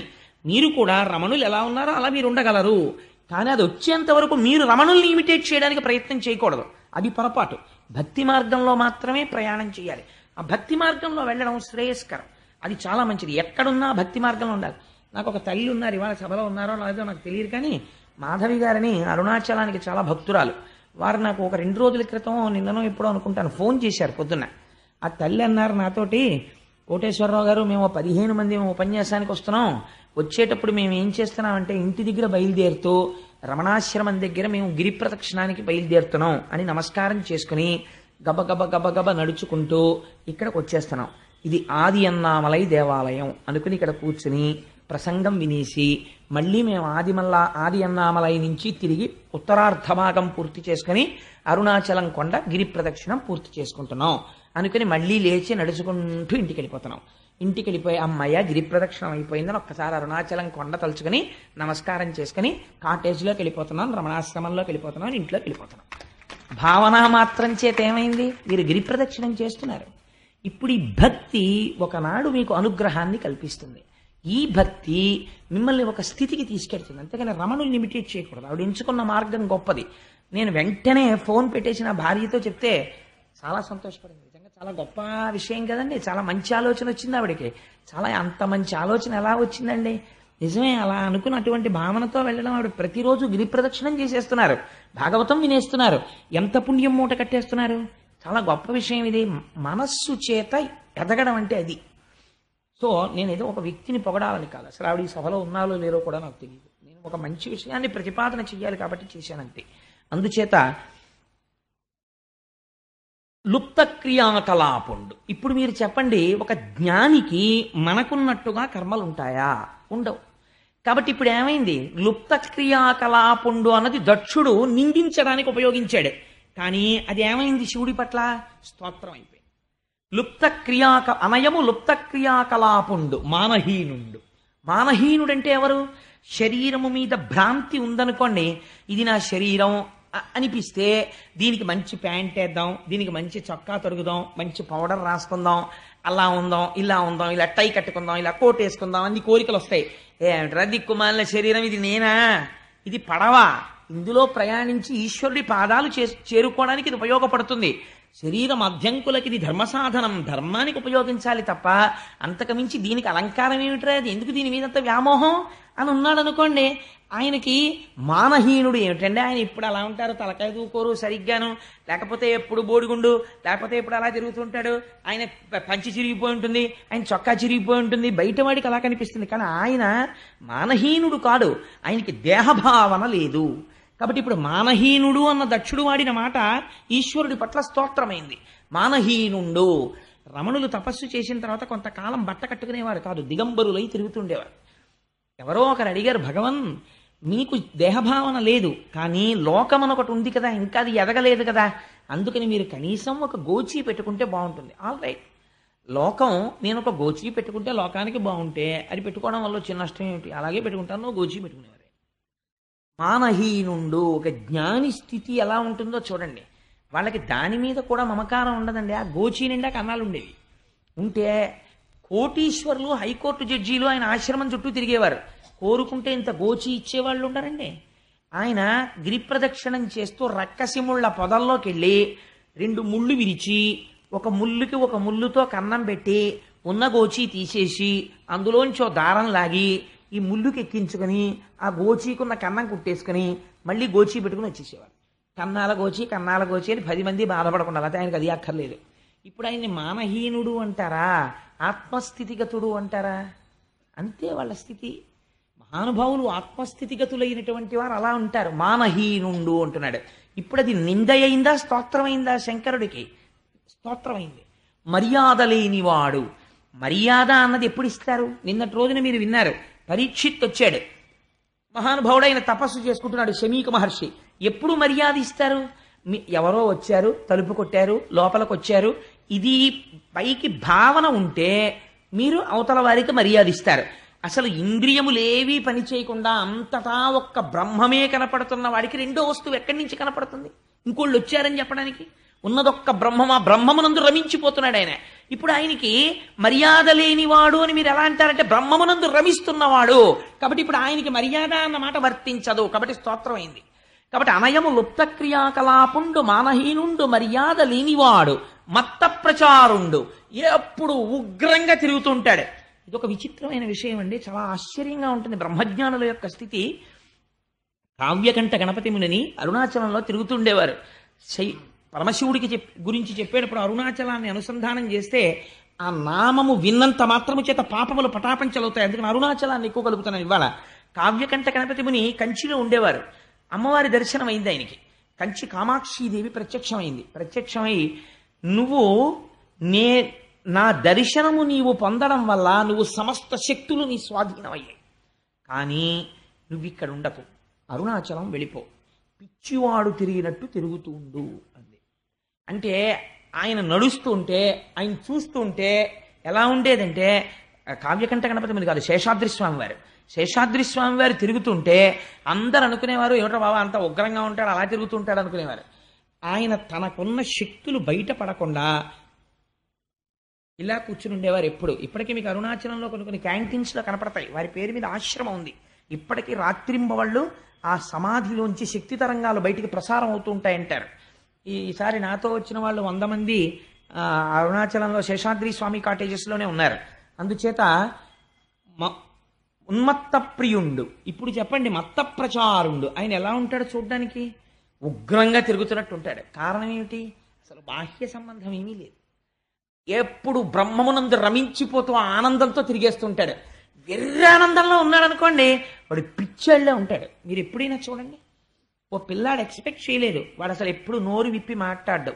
ఎప్పుడు చూసినా ఇలా రైటింగ్ ప్యాడ్ ఎట్టుకుని ఇలా లెక్కలు చేసేస్తుంటాడు. ఆ పిల్లాడికి తండ్రి ఫోన్ చేశాడు, రే హైదరాబాద్ నుంచి ఇప్పుడే తెలిసింది న్యూస్, ఎంసెట్లో నీకు స్టేట్ ఫస్ట్ వచ్చిందని. ఎప్పుడు నోరెత్తిని మాట్లాడే పిల్లాడి అపార్ట్మెంట్లో ఒక్కసారి ఆహూ ఆహా అని అరిచాడు. బయటికి వచ్చిన నిక్కరేసుకుని పరిగెత్తుకుంటూ వచ్చేసాడు. వాళ్ళ తలుపులు కొట్టేశాడు, వీళ్ళ తలుపులు కొట్టేశాడు, వాచ్మెన్ని కౌగిలించేసుకున్నాడు, ఎదురింటి వాళ్ళ కుక్కని ముద్దెట్టేసుకున్నాడు, అక్కడెక్కడో వెళ్ళిపోతున్న పిల్లని ఎత్తేసుకున్నాడు. ఇటు వీడికి ఏం వెర్రి పట్టిందా ఇటు బాబు, చదివి పిచ్చొచ్చేసిందా అనుకుంటారు. ఎందుకు అలా ఉన్నాడు వాడు? ఇవాళ గొప్ప ఆనందాన్ని పొందేశాడు వాడు. యోగరతో వా భోగరతో వా సంగరతో వా సంగవిహీన యస్య బ్రహ్మణి నమతే చిత్తం నందతి నందతి నందక్షేమ. ఆ బ్రహ్మానందమును పొందినటువంటి వాడు అలా తిరుగుతుంటాడు. అందుచేత శంకరుడు బ్రహ్మానందమును పొందుతున్నవాడు, ఆత్మయందు స్థితిగతుడు, ఆత్మస్వరూపి. ఇంత పిసరు కల్తీ అందులో ఉండదు. కాబట్టి ఇప్పుడు ఆయన నిర్గుణ చైతన్యమై ఉన్నాడు, లింగస్వరూపి అయి ఉంటాడు. అందుకని ఆయన ఎలా ఉంటాడు? మత్త ప్రచారుండు, ఉన్మత్త ప్రియుండు. ఇదో విశేషణం వేసి పారేశాడు. పెచ్చాళ్ళకి ఇష్టం రా నువ్వంటే, మామూలు వాళ్ళు ఎవరు నేను ఇష్టపడరా అన్నాడు. ఉన్మత్త ప్రియుండు. ఉన్మత్తుడు అంటే ఎవరో తెలుసా అండి? ఆయనకి శివాష్టోత్తర శతనామ స్తోత్రంలో ఆయనకు అదో పేరు, ఉన్మత్త ప్రియాయ నమః అని. అందుకే ఉమ్మెత్త పూలతో పూజ ఇంకెవరికి లేదు, శివుడి కోడికే. పిచ్చివాణ్ణి మీరు ఎప్పటికీ అర్థం చేసుకోలేరు. ఎందుకని అంటే వాడికి ఏదో భావన ఉంటుంది, కానీ వాడు చేస్తున్న పని మీకు అర్థం కాదు. అలాగే బ్రహ్మజ్ఞాని చేసేటటువంటి పని మీకు అర్థం కాదు. రామకృష్ణ పరమహంస చీకటి పడిన తర్వాత బాగా చీకటిగా మారేడు దళాల చెట్లుండి ఇంతంత ముళ్ళు ఇలా కిందకున్న చోటికి ఆ గుబుర్లలోకి వెడుతుండేవారు. ఒకసారి వాళ్ళ మేనల్లుడికి అనుమానం వచ్చింది, ఎక్కడికి వెడుతుంటాడో చూద్దాం అసలని చీకట్లో రామకృష్ణ పరమహంస వెంట వెడుతుంటే రామకృష్ణ పరమహంస జంజం తీసేసి ఓ ముళ్ళుకి పెట్టేసి ఉన్న గోచి విప్పేసి అవతల పారేసి ఆ ముళ్ళల్లోకి వెళ్ళిపోతుంటే ఇంతంత మారేడు దళాల చెట్ల ముళ్ళు వీపు గీరేస్తున్నాయి. రక్తం ఓడిపోతూ వెళ్ళిపోయి చెట్టు కింద కూర్చుని తపస్సు చేసుకుంటున్నారు. వాళ్ళు అటువంటి నిశ్శబ్దాన్ని కోరుకుని బ్రహ్మమును అనుభవిస్తారు, ఆ ఆనందాన్ని అక్కడ అనుభవిస్తారు వాళ్ళు. ఇప్పుడు ఇది బయటవాడికి ఎలా ఉంటుందండి? పిచ్చేళ్లే ఉంటుంది. అందుకే పెద్దలు అన్నారు, రామకృష్ణ పరమహంసకు పట్టిన పిచ్చి నాకెప్పుడు పడుతుందో అన్నారు. ఇన్ని జన్మలకు అలా బ్రహ్మము గురించి తాపత్రయపడేది. ఇప్పుడు చెప్పండి, ఉన్మత్త ప్రియుండు బ్రహ్మజ్ఞానులైనటువంటి వాళ్ళు ఈశ్వరుణ్ణి కొలుస్తారు. అందుకే జ్ఞానము కావలసిన వాడు శంకర శివారాధనం చేస్తుంటాడు. అందుకని ఉన్మత్త ప్రియుండు, దిగంబరుండు, బట్ట కట్టుకోడు. దానికి రెండు అర్థాలు. అసలు నిజానికి ఈ పద్యం ఒకటి నెలలు చెప్పచ్చు, అంటే అలా ఏం నేను చెప్పను, కంగారు పడకండి. దిగంబరుండు, దిగంబరుండు అంటే అంతటా వ్యాపించేశాడు కాబట్టి దిక్కులను వస్త్రముగా కట్టుకున్నవాడు కాదు. కాదు, మీరు ఒక్కటి ఆలోచించండి. నేను కొంచెం ఇలా చెప్పానని నన్ను అన్యథా భావించకండి. ఒక స్త్రీ కొన్ని కోట్ల రూపాయలు విలువైన బంగారు ఆభరణాలు ధరించింది, కానీ బట్ట కట్టుకోకుండా బయటికి వచ్చింది. ఏమంటారు? చి, మానమర్యాదలు లేవురా, వస్త్రం ధరించకుండా బయటికి వచ్చింది అంటారు. ఒక స్త్రీ పసుపు తాడు మెళ్ళో వేసుకుని నల్లపూసలు వేసుకుని 30 రూపాయల చీర కట్టుకుని బయటికి వచ్చింది, మానవతి రావిడ అంటారు. ఎందుచేత అంటే ఈ శరీరము వేరొకరిని గౌరవించవలసి, ఈ శరీరము వేరొకరిని ఆకర్షిస్తోంది అన్న భావన ఉన్నంత కాలము దీనికి వస్త్రం అవసరము. బాహ్యమునందు, ఆంతరమునందు దీనికి భక్తి అన్న వస్త్రం అవసరము. ఇప్పుడు శంకరుడు బట్ట కట్టుకోవడానికి ఆయన మీద ఎవరున్నాడని ఆయన కొలుస్తాడు? ఉన్నది ఆయన ఒక్కడే, పరబ్రహ్మం. మీరు అందుకే అదేమిటండి నిన్నవరకు నారాయణుడు అన్నారు కదా అనుకోకండి. నారాయణ శివ రెండు ఒకటే తత్వం. అందుకని ఇప్పుడు ఆయన ఎవరిని కొలవాలి? ఇంకా ఆయనకి భక్తి ఏంటి? అందుకని ఆయనకి భక్తి వస్త్రం కట్టుకోడు, తాను పొందవలసిన వేరొకడు లేడు కాబట్టి. ఇది దిగంబరుడు అంటే. కాబట్టి దిగంబరుండు, భూతప్రేత పరివృతుండు, ఎప్పుడు భూతాల్ని ప్రేతాల్ని వెంట పెట్టుకు తిరుగుతుంటాడు. మీరు ఒకటి బాగా ఆలోచించండి. సాధారణంగా శివుణ్ణి నింద చేసేవాళ్ళు ఈ మాట అంటుంటారు, పిశాచాల్ని వాటిని పెట్టుకు తిరుగుతుంటాడని. నేను ఒక మాట అంటాను. ఒక మాస్టర్ ఒక ఆయన ఉన్నాడు, చాలా గొప్పగా పాఠం చెప్తాడు. ఆ పాఠం చెప్పే మాస్టారు 95 మార్కులు 96 మార్కులు తెచ్చుకునే పిల్లల్ని మాత్రమే అభిమానిస్తాడు. 35 మార్కులు వచ్చే పిల్లవాడి వంక ఇలా కన్నెత్తి కూడా చూడడం, వాళ్ళ హోంవర్క్ పుస్తకం చూడడం, వాడికి ఇంకొక మాట పాఠం చెప్పడం. వాడు లేచి ఏదైనా డౌట్ అడిగితే చిన్నోరమై నీకు వచ్చే మార్కులు ఎన్ని కూర్చో అన్నాడు అనుకోండి, అంటే ఆ 35 మార్కులు వచ్చేటటువంటి వాడికి ఈయన ఎప్పటికైనా టీచర్ కాగలడా? ఎప్పటికీ కాలేడు. ఆయన 95 96 మార్కులు వచ్చే ఒకరిద్దరికే ఆయన టీచర్ అంతే. మరి కింద పడిపోయిన వాడికి కూడా ఒక అధ్యాపకుడు ఉండాలి కదా, ఆశ్రయించడానికి ఎవరో ఒకరు ఉండాలి కదా. భక్తులైన వారు మాత్రమే ఆశ్రయిస్తే ప్రపంచంలో భూతాలు ప్రేతాలు అవి కూడా జీవులే, అవి కూడా సృష్టిలో ఉన్నవే. మరి అవి ఎవరిని ఆశ్రయించి మళ్ళీ మంగళత్వాన్ని పొందుతాయి? అంటే అరమరికలు లేకుండా. అందుకే జగత పితరౌ వందే పార్వతీ పరమేశ్వరౌ అని పేరు. తండ్రికి ఓ 3 కొడుకులు పుట్టారనుకోండి, పెద్ద కొడుకు ఐఏఎస్ అయ్యాడు, ఒక పెద్ద పోస్ట్లో ఉండి chief secretary to government of Andhra Pradesh అయ్యాడు. రెండో ఆయన ఐపీఎస్ అయ్యాడు, ఆయనేమో ఏదో కర్ణాటక స్టేట్లో డైరెక్టర్ జనరల్ ఆఫ్ పోలీస్ అయ్యాడు.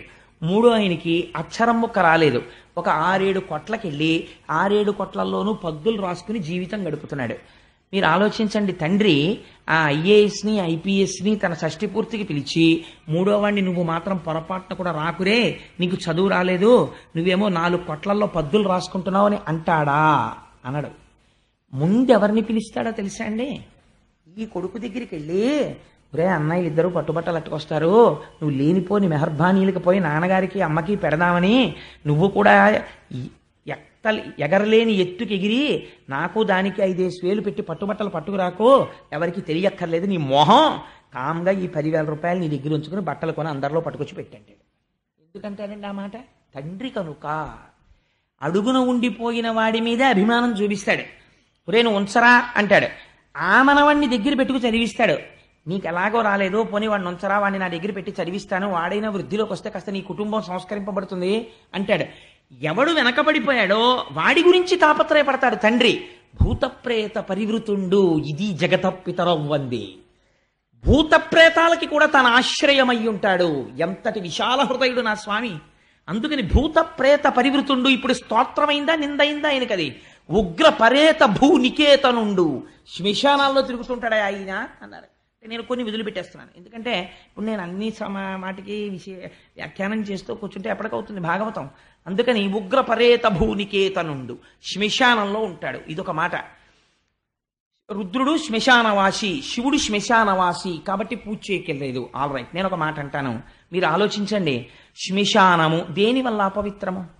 శవాలు పెడతాయి కాబట్టి అమంగళము.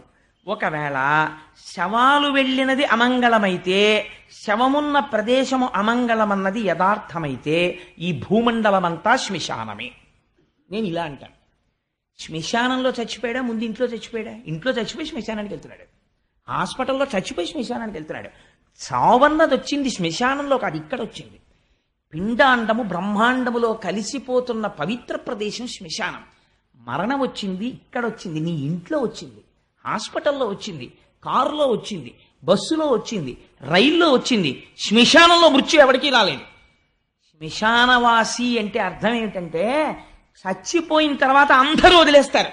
నావాడన్నవాడు ఒక్కడు రాడు. జీవుడు కాయము వీడి జీవుడతి కంపిత చిత్తత నెగుచుండవో నాయనయంచు ఎచ్చు నిజ నందన నందినులైన కాని కందోజిని భస్మముల్ తొలుక దుఃఖ మహాంబుది సొచ్చు పత్నియున్ కాయము వీడి రారు కథ చేసిన పుణ్యము కర్మము తప్ప శంకర. ఎంత గొప్ప మాట అండి నిజంగా. నా భార్య అంటాడు. దుఃఖ మహాంబుది సొచ్చు పత్నియున్, ఆయన ఆఖరి ఊపిరి అయిపోతుంటే, ఎగ ఊపిరి వచ్చేస్తుంటే గుండెలు బాదుకుంటూ ఏడుస్తూ నిలబడిపోతుందంతే ఆవిడ. ఏం చేయగలదు అంతకన్నా? కొడుకు ఎక్కడి వరకు వస్తాడు? శ్మశానం వరకు వచ్చి అంచేష్టి చేసేస్తాడు. వాడు తిరిగి వెళ్ళిపోతాడు. 11వ రోజున బట్టలు పెట్టుకొచ్చి బావమరిది పెట్టేస్తాడు. అప్పుడు ఇంకా తోడొచ్చేవాడు ఎవడన్నా ఉంటే, నీకేం భయం లేదు నాన్న, ఇంత పుణ్యం చేశావే, జీవితంలో ఒక్కసారి శివా అన్నావు, అలా అన్నందుకు ఇది విడిచిపెట్టి వెళ్ళిపోయేటప్పుడు నీకు తోడుగా నేనున్నాను అని చెప్పడానికి నేనున్నానని అక్కడ తానున్నాడు. రోజు మీరున్న ఊళ్ళో కనపడ్డ వాళ్ళు మీకు గొప్ప కాదండి. మీరు ఒక రైల్వే స్టేషన్లో భయంకరమైనటువంటి ప్రమాదం జరిగి ఏమీ తెలియని చోట మీరు రైళ్లు దిగిపోయి ఒంటి నిండా దెబ్బలతో పడిపోయి ఉన్నటువంటి స్థితిలో, మీ భార్య లేదు, బిడ్డలు లేరు, సెల్ ఫోన్ ఎక్కడో పడిపోయింది, ఎక్కడ చూసినా ఆర్తనాదాలు, ఏడుపులు తప్ప ఇంకొకటి లేని స్థితిలో, అప్పుడు గబాలన ఏమండి మీరా అని ఎవరో వచ్చి పలకరించి, మీరు నాకు బాగా తెలుసండి, బెంగ పెట్టుకోకండి, నా దగ్గర రొట్టె ఉంది, నాకు దెబ్బలు తగలలేదు అని మీకు దెబ్బలు తుడిచి కట్టుకట్టి మీకు రొట్టె పెట్టిన వాడు మీకు ఎంత ఆత్మబంధువుగా కనపడతాడు. ఎవ్వరూ రాక అందరూ వదిలేసిన చోట నా స్వామి అండగా ఉండి చెయ్యి పట్టుకుంటున్నాడు. ఇది బంధుత్వమా, రక్షకత్వమా, ద్రోహబుద్ధ? ఆయనకి అమంగళత్వం అంటగడతావా? ఎంత సాహసం నీకు! అలాగైతే మంగళత్వము అమంగళత్వము ప్రపంచం అంతా ఉంది. ప్రపంచంలో జీవులు చచ్చిపోని ప్రదేశం ఒకటి నాకు చూపించండి, అప్పుడు దేశమంతా శ్మశానమే. కాబట్టి మొత్తం భూమండలం అంతా అమంగళం అయి ఉండాలి. లేదా అది అమంగళం కాకపోతే ఇదంతా అమంగళం కాకుండా ఉండాలి. ఏదో ఒక మాట ఉంటుంది అంతే తప్ప అది అమంగళం ఇది సుమంగళం అని నువ్వు అనకు. ఇది ఎలా మంగళం అవుతుంది? అంతా అమంగళమే అలాంటప్పుడు. ఎందుకంటే అన్ని చోట్ల చచ్చిపోతున్నారు కాబట్టి ఇప్పుడు ఏమైంది? ఉగ్ర పరేత భూనికేతనుండు, ఆయనంత ఔదార్యం ఉన్నవాడు, ఆయనంత రక్షకుడు ఎక్కడున్నాడు? ఇది తండ్రితనం అంటే. తండ్రి ఎప్పుడొస్తాడండి? ఎవ్వరూ రానటువంటి స్థితిలో కష్టంలో పడిపోయి ఉంటే వచ్చేవాడు ఎవరో తెలుసా అండి? తండ్రి ఒక్కడే. మీరు ఎప్పుడైనా పేపర్లో చదవండి, 100 హత్యలో ఎక్కడో చేసి మోస్ట్ వాంటెడ్ లిస్ట్లో ఉండి ఆఖరికి ఆ వ్యక్తి దొరికి జైలుకు పట్టుకెళ్ళిపోతుంటే అందరూ వీడు దొంగ దొంగ దొంగ అంటుంటే అప్పుడు కూడా వాళ్ళు కన్న కొడుకుతనాన్ని చూసి ఏడిచేటటువంటిది, ఉరి తీసేస్తే ఆ శవం కోసం ఆ జైలు బయటకు వచ్చి కూర్చుని ఏడిచేది తల్లిదండ్రులే. నా స్వామి రుద్రభూమిలో ఉంటాడంటే అది కారణం.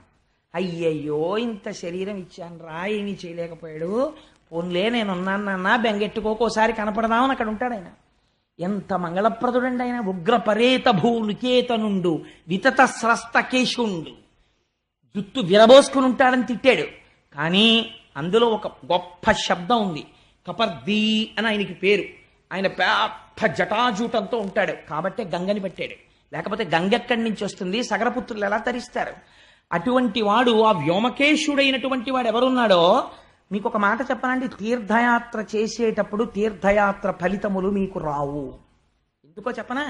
మీరు ఒక నదీ స్నానానికి ఎడతారు, నేను స్నానం చేశాను అనుకుంటారు, మీకు ఆ ఫలితం ఇవ్వరు. ఎందుకు ఇవ్వరంటే నదీ స్నానం చేసేటప్పుడు నియమం ఉంది. ఒక మంత్రం చెప్తూ గట్టునున్న ఇసుక తీసి నదిలోకి విసిరి స్నానం చేయాలి. మనందరం కాకి స్నానం చేస్తాం, సంకల్పం లేని స్నానం చేస్తాం. కాబట్టి ఇలా మీరు స్నానం చేసి ఒడ్డుకు రాగానే ఫలిత అన్న అక్కడ ఒక కుర్చీ తిరుగుతుంటుంది. బ్రహ్మగారు సృష్టించిన కుర్చీ కళ్ళకి కనపడదు, అది తింటుంది ఆ పుణ్యాన్ని, తిని బతుకుతూ ఉంటుంది. దానికి అదే పని, నదిలో ఒడ్లని తిరుగుతూ ఉంటుంది. అది పుణ్యం రాకుండా మీ పుణ్యాన్ని తినేసేటటువంటి కృత్య మీరు నదులలో స్నానం చేసినప్పుడు మీకు ఆ శ్లోకాలు తెలియవు, మీకు ఆ మంత్రాలు తెలియవు. తెలియకపోయినా మీరు ఒక క్షేత్రాన్ని దర్శనం చేసి విడిచిపెట్టేసే ముందు కపర్ది అన్నారనుకోండి, శంకరుడి జటాజూటం తలుచుకుని నమస్కారం చేస్తే మీరు వెళ్ళినటువంటి ఆ క్షేత్ర ఫలితమును కృత్య ముట్టుకోలేదు, మీ పుణ్యం మీకే ఉంచుతాడు. ఇప్పుడు ఇది పవిత్రమా అపవిత్రమా? ఆయన జుట్టు ఇంతటి పవిత్రత కలిగినటువంటి జటాజూటం. కాబట్టి వితతస్రస్తకేశుండు అని ఇన్ని మాటలని ఆ కర్ణం ఒక మాట అన్నాడు, అశివుడు. అసలు శివుడు ఏమిట్రైన అశివుడు అన్నాడు. మంగళప్రదుడు కానివాడిలా పైకి కనపడతాడు, కానీ ఆయన చేసేవన్నీ మంగళాలే. పైకి అమంగళంగా కనపడతాడు, కానీ అన్ని మంగళప్రదమైన పనులే చేస్తాడు. అశివుడైన ఇతనికి శివుడను ప్రమాదమెట్లు కలిగే అని ఇన్ని మాటలంటే నిజంగా మంగళం చేసేవాడే కాబట్టే, అంత మహాజ్ఞాని కాబట్టి ఇన్ని అన్న తర్వాత తిరగబడిపోయాడు అనుకోండి శివుడు కూడా. అప్పుడు ఇంకా మీకు శివుడిని పట్ల నింద స్తోత్రం ఎలా అవుతుంది? అందుకే ఆయన ఏమీ అనలేదు, అలా నవ్వుతూ కూర్చున్నాడు అంతే. దూషణ భూషణ రెండూ ఒక్కలాగే ఉంటాయి వాళ్ళకి. అలా ఉండగలగడం చాలా గొప్ప విషయం అండి. దీనుల ఎడల దీనులు ఒక ఎక్స్ట్రీమ్, తనని ద్వేషించి మాట్లాడేటటువంటి వారి పట్ల, ఇద్దరి పట్ల, పూజనీయత పట్ల, దీనుల పట్ల ఏకకాలమునందు సమానంగా ఉండగలిగినటువంటి లక్షణము కేవలము బ్రహ్మమునకుంటుంది, బ్రహ్మమును అనుభవించిన వాడికి ఉంటుంది. ఇదో చిత్రమైనటువంటి విషయం. ఎందుకంటే ఎప్పుడో రమణాశ్రమంలో రమణులకు ఏదో ఉత్సవం చేసినప్పుడు ఇప్పుడు పెద్ద పెద్ద వాళ్ళందరూ వచ్చి ముందు భోజనం చేస్తారని అనౌన్స్ చేశాడు ఆశ్రమం సెక్రటరీ గారు. అదేంటి బైరాగులు వాళ్ళు బయట కూర్చున్నారు భోజనానికి, బైరాగులకి తర్వాత పెడతారు, ముందు పెద్దవాళ్ళందరూ భోజనం చేస్తారన్నారు. హైకోర్టు జడ్జీలకి పెద్ద పెద్ద వాళ్ళకి పంక్తేశారు. వాళ్ళతో పాటు మొదటి వరుసలో రమణ మహర్షిని కూర్చోబెట్టాలని రమణు లేరని వెతుకుతుంటే గేటు బయట బైరాగుల్లో ఈయన వెళ్ళి కూర్చునుంటే సెక్రటరీ గారికి ఎవరో చెప్పారు అక్కడ కూర్చున్నారండి ఆయనని. పరిగెత్తుకుంటూ వెళ్ళి దేవుడు భగవాన్ ఇక్కడ కూర్చున్నారన్నారు. బైరాగులకు తర్వాత అన్నారు కదా, అందుకని నేను ఇక్కడ కూర్చున్నానన్నారు. ఎంత ఆశ్చర్యం చూడండి. రేపు వస్తారే తత్వవిధానంద సరస్వతి మహారాజ్, ఆయన్ని నేను అపర సుఖ బ్రహ్మ అని ఎందుకన్నానో తెలుసా అండి? అనవసరంగా నేను ఎవరిని పొగడను. తెగడకుండా ఉండేటటువంటి అదృష్టం నా నోటికి ఈశ్వరుడిచ్చి నన్ను ధన్యుణ్ణి చెయ్యాలి. ఎందుకన్నానంటే, మీరు తత్వవిధానంద సరస్వతి మహారాజుని భిక్షకి పిలిచి, అయ్యా నాకేం లేదండి సైకిల్ మీద వచ్చానంటే, అయ్యో దానికే ఉందండి రండి సైకిల్ ఎక్కేద్దాం, సైకిల్ ఎక్కి వచ్చేస్తారు. వచ్చేసి మీ ఇంటికి వచ్చి మీరు ఏ కు అన్న మాట కూడా రానివారు. అసలు ఆయనకి కులము అన్న మాటే లేదు. ఎవరెవరివ్వండి, ఆయన భిక్ష పెట్టినప్పుడు ఈశ్వరుడు పెట్టాడు అంతే. అందరితో కలిసి అందరూ చూస్తుండగానే భిక్ష స్వీకరిస్తారు. నిన్నటి రోజున మీరు చూశారు కదమ్మా మా ఇంట్లో. తప్పించి ఆయనకి చాటు మాటు గోప్యం అలాంటివి ఏం ఉండవు. అందరితో పాటు తింటారు. బ్రహ్మం ఏం తింటోందో నేను అది తింటున్నాను, ఈశ్వరుడు తింటున్నాడు అంతే, నేను తింటలేదు. అంత ఈశ్వర భావనతో ఉంటారు. ఒకరిని పిలవలసి వస్తే అసలు సాధారణంగా పేర్లు కూడా ఉపయోగం, మహాత్మా అని పిలుస్తూ ఉంటారు. ఇది బ్రహ్మమునందు రమించడం. నేనైతే యథార్థంగా ఏమనుకున్నానో తెలుసా అండి? తత్వవిధానంద సరస్వతి కాకినాడ 4 రోజులు ఇంత అమెరికా పర్యటన చేసి రావడం అన్నది కేవలం ఒక మిష. అసలు తత్వవిధానంద సరస్వతి మహారాజ్ ఈ ఊరు రావడం వెనకాతల కృష్ణ భగవానుని యొక్క కటాక్షం ఉంది అని అనుకుంటున్నాను. ఎందుకనంటే రేపు భీష్మ ఏకాదశి పర్వదినం నాడు తెలిసో తెలియకో నా బిడ్డలందరూ భాగవతం వింటున్నారు. భీష్మ ఏకాదశి నాడు మధ్యాహ్నం వారి దర్శనం ఇప్పించాలి, వారి అనుగ్రహ భాషను ఇప్పించాలి అనే ఈశ్వరుడు వారిని రప్పించాడు. రేపటి రోజున మనకి దర్శనం ఇస్తున్నారు. ఎవ్వరూ విడిచిపెట్టకండి. గంగా స్నానం కన్నా పవిత్రం వారి దర్శనం. తప్పకుండా అందరం కలిసి విష్ణు సహస్రనామ స్తోత్రం చేసి వారి దర్శనం చేసుకుని వారి అనుగ్రహ భాషణాన్ని విందాం. అందుకని రేపటి రోజున మనకి జరగబోతున్న దర్శనం శుకబ్రహ్మ దర్శనమే, నాకేం అనుమానం లేదు అందులో. సో నేను ఎందుకు ఈ మాట చెప్పానంటే, ఉగ్ర పరేత భూ నికేతనుండు ఇన్ని మాటలు వాడి అశివుడైన ఇతనికి శివుడను ప్రమాదం ఎట్లు కలిగే. వాళ్ళకండి లోపల ఒకటి దాచుకోవడం బయటకు ఒకటి ఉండడం ఉండదు. ఎంత గోప్యం లేకుండా, ఎంత చక్కగా అరమరికలు లేకుండా కలిసిపోయి ఉంటారు. అలా ఉండడం ఒక్క బ్రహ్మజ్ఞానికి మాత్రమే సాధ్యమవుతుంది. అటువంటి శంకరుణ్ణి పట్టుకుని ఇన్ని మాటలు అన్నాడు. ఆయన ఏం మాట్లాడలేదు, కోపం వచ్చేసి అన్నాడు, ఇన్ని మాటలన్నా నువ్వు పలకలేదు, లేవలేదు, నమస్కరించలేదు, కాబట్టి నిన్ను శపిస్తున్నాను. ఇవ్వాల్టి నుంచి జరిగేటటువంటి యజ్ఞయాగాది క్రతువుల యందు నీకు హవిర్భాగము లేకుండుగాక అని శపించాడు. ఈశ్వరుడికి హవిర్భాగం లేనప్పుడు ఇంకా యజ్ఞం ఏమిటి, యాగం ఏమిటంటే అది యజ్ఞయాగాదులు అనిపించుకుంటాయి, అవి అదో అజ్ఞానం అంతే. కాబట్టి తన పరిధిని దాటిపోయి నీకు యజ్ఞములందు హవిస్సునందు భాగము లేకుండుగాక అని శపించి అక్కడి నుంచి కదిలిపోయి మంచి వేగంతో విస్సురుగా లేచి ఇంటికి వెళ్ళిపోతే అప్పుడు కూడా శంకరుడు ఏమనలేదు. అది విచిత్రం. ఇంత కోప్పడితే, ఇంత శపిస్తే ఏమీ అనలేదు, అలా ఊరుకున్నాడు. అగ్నిహోత్రానికి తగులుతుందండి. మీరు అగ్నిహోత్రంలోకి పట్టుకెళ్ళి అగ్నిహోత్రాన్ని కొబ్బరి చెప్పు పెట్టి కొట్టారనుకోండి, కొబ్బరి చెప్ప కాలిపోతుంది అంతే తప్పించి దానికి ఏమవుతుంది? అది రగిలిపోతున్న బ్రహ్మం, అది దానికి శాపం ఏం తగులుతుంది? అది అర్థం చేసుకోలేకపోయాడు, తను పాడైపోతాడని తెలుసుకోలేకపోయాడు. అయిపోయింది. కానీ లోకంలో ఒక విచిత్రమైనటువంటి తీరుంటుంది. అసలు వాళ్ళు బాగానే ఉంటారు, అక్కర్లేని వాళ్ళకి లేనిపోనేటటువంటి భేషజాలు ఎక్కువగా ఉంటాయి. శివుణ్ణి దక్షుడు తిడుతుంటే భృగువుకి సంతోషం కలిగింది. భృగువుకి సంతోషం కలిగి ఆయనకి కొంచెం విష్ణుప్రీతి ఎక్కువ భృగువుకి. అందుచేత శివుడు విష్ణువు కన్నా భేదం అనుకుని శివుణ్ణి తిడుతుంటే ఇలా సంజ్ఞ చేశాడు దక్షుడికి. ఓ కానీ కానీ కానీ అన్నాడు. ఇవన్నీ చూశాడు నందీశ్వరుడు. ఈయనకి శివుడంటే ఇష్టం, నందికి వాహనం కదండి. ఈయనకి కోపం వచ్చింది, ఎక్కడ లేని కోపం. మా శంకరుణ్ణి పట్టుకుని ఇంతంత శాపాలు, ఇన్నిన్ని మాటలు అంటాడా, నేను శపిస్తున్నాను దక్షుణ్ణి. ఏమిటో తెలుసా? దక్షుడు ఇవ్వాల్టి నుంచి సంసారమునందు పడిపోవుగాక, భార్య యందు రమించుగాక, కామమునకు వశుడగుడుగాక, ఆహారము మధురమైన ఆహారములు తినడం, రకరకములైన ఆహారములు తినడమును యందు వ్యగ్రత కలుగుగాక, వేదము చేత ప్రతిపాదింపబడినటువంటి పూర్వభాగమునందున్న కర్మయందు లంపటొడగుగాక, దక్ష ప్రజాపతిని అనుసరించిన వాళ్ళకి కూడా కర్మలు తప్ప నివృత్తి మార్గమునందు ఆసక్తి కలుగుకుండుగాక, వారికి మోక్షము రాకుండుగాక, నిరంతరము కర్మ పుణ్యము, మళ్ళీ సుఖము, మళ్ళీ అనుభవించడం, మళ్ళీ జన్మ, ఇలా వాళ్ళు జన్మ చక్రమునందు తిరుగుతుందురుగాక అని ఇన్ని శాపాలు నందీశ్వరుడు ఇచ్చేశాడు. దక్షుడు ఎన్ని తిట్టాడో నందుడు ఎన్ని శాపాలు ఇచ్చాడు. ఎప్పుడైతే నందీశ్వరుడు ఇన్ని శాపాలు ఇచ్చాడో భృగువు కోపం వచ్చింది, ఆయన లేచాడు. ఎలా అయిపోతుందో చూడండి సమాజం, ఎలా అయిపోతుందో చూడండి ప్రపంచం. దక్షయజ్ఞం మనకి నేర్పుతుంది. ఇందులో అసలు విష్ణు స్వరూపం కానీ శివస్వరూపం కానీ ఏమైనా మాట్లాడుతున్నాయా? ఏమీ లేదు, నవ్వుతూ కూర్చున్నారు వాళ్ళు. ఆయన రాలేదు, ఈయన మాట్లాడలేదు. పోనీ నందీశ్వరుని శహబాష్ భలే చేసేవారో బాబు, నేనేం అనలేకపోయాను కానీ అనలేదు. అది విచిత్రం. ఆయన అలాగే ఉన్నాడంతే.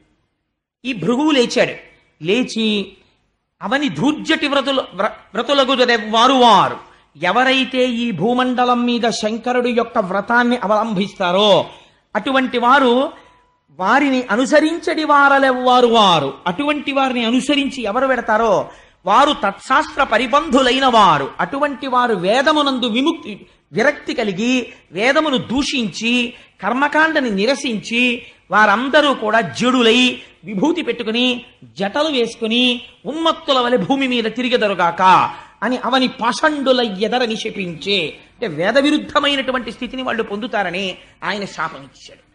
భృగువు ఇటు శపించాడు, నందీశ్వరుడు అటు శపించాడు. సభలో పెద్ద కోలాహలం రేగిపోయింది. నవ్వుతూ లేచి శివుడు ఇంటికి వెళ్ళిపోయాడు. చిత్రం ఏమిటంటే ఒక్క మాట మాట్లాడలేదు. ఇంత గొడవ ఇంటికి వెళ్ళిపోయిన తర్వాత ఎవరు ఎదురొస్తారండి? సహజంగా పార్వతీదేవి ఎదురొస్తుంది. పార్వతీదేవి ఎదురొచ్చిన తరువాత శంకరుడు ఏమనాలి?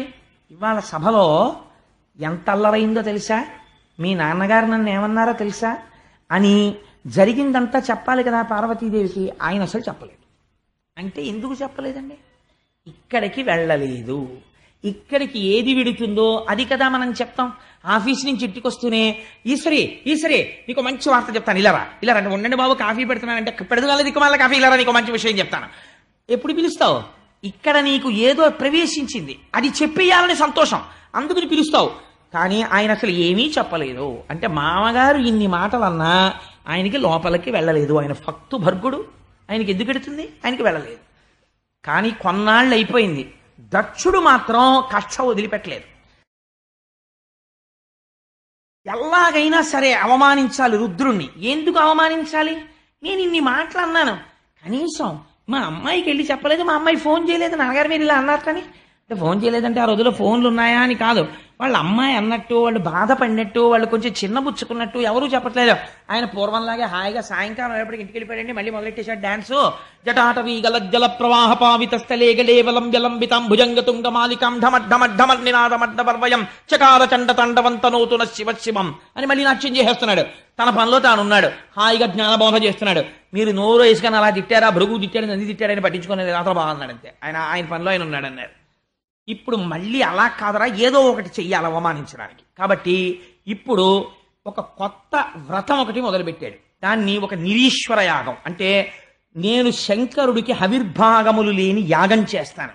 ఇప్పుడైనా సరే బయటకు వస్తాడు కదా, కోపం వచ్చి చూస్తాను ఏం చేస్తాడో అని ఒక యాగం తలబెట్టి అందరికీ ఆహ్వానాలు పంపించాడు, శుభలేఖలు పంపించి అందులో దానికి ఒక పేరు పెట్టాడు. ఏమనో తెలుసా అండి? బృహస్పతి వసనము అని పేరెట్టాడు. దాని పేరు పెట్టేది చేస్తున్నాను. దాని ముందు వాజపేయం చేశాడు. చేసి ఒక యాగం చేస్తే దానికి అందరూ బయలుదేరి పెడుతున్నారు. ఋషులు వాళ్ళు వెళ్ళకపోతే ప్రజాపతులకు అధిపతి ఏం చేపిస్తాడో. చేస్తున్న యాగం మామూలుగా చేయట్లేదు, అవతల వాళ్ళ మీద కక్షతో చేస్తున్నాడు యాగం. ఎవరొచ్చారో ఎవరు రాలేదో బాగా పట్టించుకోవడం, ఎందుకని పార్టీలు బయటకు వస్తాయి ఇప్పుడే, అందుకని బాగా చూస్తాడు. ఈ అలవాటు ఇంతకు ముందుంది ఆయనకి, సభలో చూశాడు.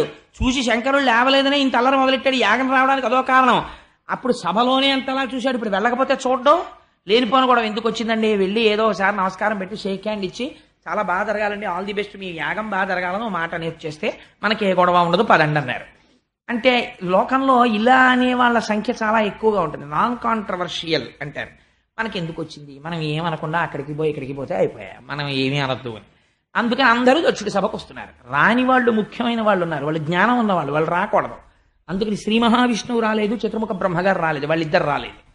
మిగిలిన వాళ్ళు కొంతమంది ఋషులు వాళ్ళు అందరూ వెడుతున్నారు. వెడుతుంటే ఒక రోజున పార్వతీదేవి అంతఃపుర పైభాగంలో నిలబడి చూస్తోంది. విమానాల్లో వెళ్ళిపోతున్నారు. వెళ్ళిపోతూ వాళ్ళు చెప్పుకుంటున్నారు, దక్ష ప్రజాపతి యాగం చేస్తున్నాడు, ఆహ్వానం వచ్చింది, అందుకని మనం అందరం వెడుతున్నాం అని చెప్పుకుంటుంటే ఆవిడ విని గబగబా అంతఃపురంలోంచి కిందకి దిగి శివుడి దగ్గరికి వచ్చింది. వచ్చి ఆవిడంది, కావున ఆ యజ్ఞమునకు ఈ విభుద గణంబులర్ధియే గెదర దిగో దేవా మన విపుడ చటకి పోవలెను కోర్కె నాకు పుట్టెడు అభవా అంది. ఎంత బాగా పిలిచిందో చూడండి. అభవా, స్వామి మీరు ఎంత దయామయులండి, మీలాంటి భర్త దొరకడం ఎంత అదృష్టం. కోరితే నగ చేయించేవాడు ఉంటాడు, నెక్లెస్ చేయించేవాడు ఉంటాడు, మీ శరీరంలో అర్ధభాగం ఇచ్చారు నాకు. మీ దగ్గర పొందినంత గౌరవం నేను పొందినట్టు ఏ భార్య ఎవరి దగ్గర పొందలేదు, అంత గౌరవించారు. ఏమండి నాదొక్క మాట, పుట్టింట్లో ఏదైనా ఉత్సవం జరుగుతున్నప్పుడు ఆడపిల్లల మనస్సు అంతా పుట్టింటికి వెళ్ళాలని ఉంటుంది. అందులో తండ్రి మీద విశేషమైన ప్రేమ ఉంటుంది. మా నాన్నగారు యాగం చేస్తున్నారట, అదిగో చూసారా, కావున ఆ యజ్ఞమునకు ఈ విభుద గణంబులర్ధియే గెదర దిగో. చూసారా, వాళ్ళందరూ మంచి మంచి పట్టుబట్టలు కట్టుకుని చక్క హారాలు వేసుకుని నగలు వేసుకుని అన్నీ వేసుకుని వాళ్ళ వాళ్ళ వాహనాల మీద వెడుతున్నారు. పైగా వెళ్ళిపోతున్న వాళ్ళు ఊరుకున్నారా? కైలాసం నుంచి వెళ్ళిపోతూ అక్కడ కనపడ్డ వాళ్ళని పార్వతీదేవి వెళ్ళిపోయిందా అందాం అంటే, ఇంకా వెళ్ళలేదంటే అదేమిటి, కూతురు వెళ్ళొద్దు, మనమే వెళ్ళిపోతున్నాం, ముందెళ్ళాలి, అసలు 10 రోజుల ముందు ఇంకా వెళ్ళలేదా అంటూ వెడుతూ ఉండడం.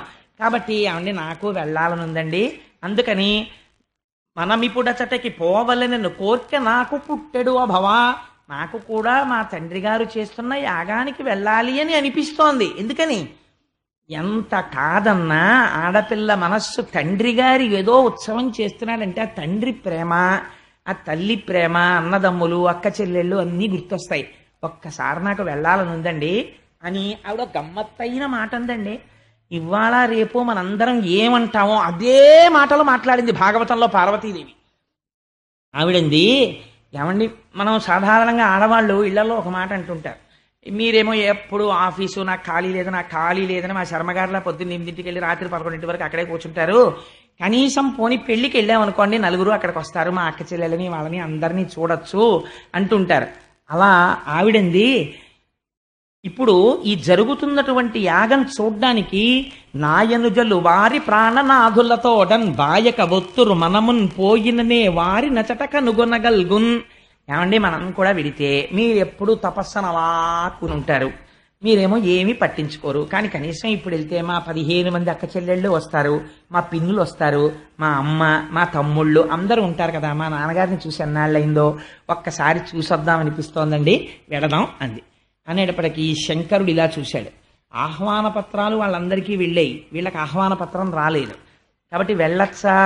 అల్లుడు గారంటే ఎలాంటిది? ముందు పిలవాలి, పిలుపుకు గౌరవం ఉంది. పిలుపు అనేటటువంటిది ఒక ఉత్సవం జరుగుతున్నప్పుడు ఎలా పడితే అలా పిలవడానికి వీల్లేదు. దానికి ఒక మన్నన ఉంది, ఒక మర్యాద ఉన్నది. ఆ మర్యాద పాటించాలి, ఇంటికి వెళ్ళి గౌరవంగా ఆహ్వానించాలి. అంతేగాని ఏదో దిక్కుమాలాన్ని పిలిచినట్టుగా పిలవడం అనేటటువంటిది మంచి పద్ధతి కాదు. దానికి ఒక గౌరవంతో గౌరవ పురస్సరంగా పిలవాలి. ఏదో తప్పనిసరి పరిస్థితి అయితే వేరు. సరే, అందుచేత ఆ పిలిచేటప్పుడు మనకి రాలేదు కదా ఆహ్వానం అన్నట్టుగా చూస్తున్నాడు శంకరుడు. మరి వాళ్ళందరికీ ఎలా తెలిసింది ఆహ్వానాలు వెళ్ళాయి కదా, మన ఎవరు పిలిచారని విడదాం అని చూస్తున్నాడని పసిగట్టేసింది. ఆయన మనస్సు తెలియని ఇల్లాలా మా తల్లి. అందుకని ఆవిడంది, ఏమండి పిలవలేదు అందుకే కదా మనం వెళ్ళకూడదు అన్నట్టుగా మీరు చూస్తున్నారు. అనయము పిలవకయుండం చన అనుచిత మందువేని జనకు గురు సుహృత్ జననాయక గేహములకు చనుచుందురు పిలవకున్న సజ్జనుల ధిప. ఎంత గొప్ప మాట చెప్పిందో చూడండి. ఏమండి పిలుపు అనేది ఎవరెవరి దగ్గర నుంచి వస్తే మాత్రమే వెళ్ళాలో తెలుసా? మిగిలిన వాళ్ళు పిలిస్తే వెళ్ళాలి, కానీ కొంతమంది పిలవకపోయినా వెళ్ళి తీరాలి. అలా ఎవరెవరిళ్ళకి వెళ్ళాలో తెలుసా? అనయము పిలవకయుండం చన అనుచిత మందువేని. పిలవకుండా మనం ఎలా పెడతాం పార్వతి అంటారేమో స్వామి. వెళ్ళొచ్చు. ఎక్కడెక్కడికో తెలుసా? జనక తండ్రి గారింటికి పిలవకుండానే ఆడపిల్ల వెళ్ళొచ్చు. ఎందుకంటే చతుర్థి విభక్తి వేసి కన్యాదానం చేయడు, అందుకని వెళ్ళొచ్చు. జనక గురువు గారింటికి పిలవకపోయినా వెళ్ళవచ్చు, వెళ్ళి గురువుగారి దర్శనం చేసుకుని రావచ్చు. సుహృత్ మంచి స్నేహితుడు, మనసెరిగినటువంటి స్నేహితుడు. ఆ సుహృత్ అనిపించుకోవాలి అంటే ఆయన మన్నేం పిలవలేదు కదా మనం వెళ్ళక్కర్లేదు అనకూడదు. ఎప్పుడో అప్పుడు ఒకసారి వెళ్ళి చూసి వస్తూ ఉండాలి స్నేహితుడిని. అందుకని సుహృత్ జననాయక, రాజుగారి ఇంటికి వెళ్ళి రావచ్చు. రాజుగారు పిలవలేదు కాబట్టి మనం వెళ్ళలేదు అనకూడదు, రాజు ఇంటికి వెళ్ళాలి. సుహృత్ జననాయక గేహములకు చనుచుందురు పిలువకున్న సజ్జనుల దిప. ఎంత గొప్ప మాట జోడించిందో చూడండి. సజ్జనులైన వాళ్ళు పిలవకపోయినా పెడతారు ఇక్కడికంది. అంటే ఇప్పుడు వెళ్ళకపోతే పిలుపు లేదని నువ్వేమైపోతావు, కాబట్టి మనం వెళ్ళొచ్చు అంది ఆవిడ. ఆవిడ తెలివి తక్కువదండి, ఆవిడ మహాతల్లి, ఆవిడ సాక్షాత్ విద్యాస్వరూపిణి.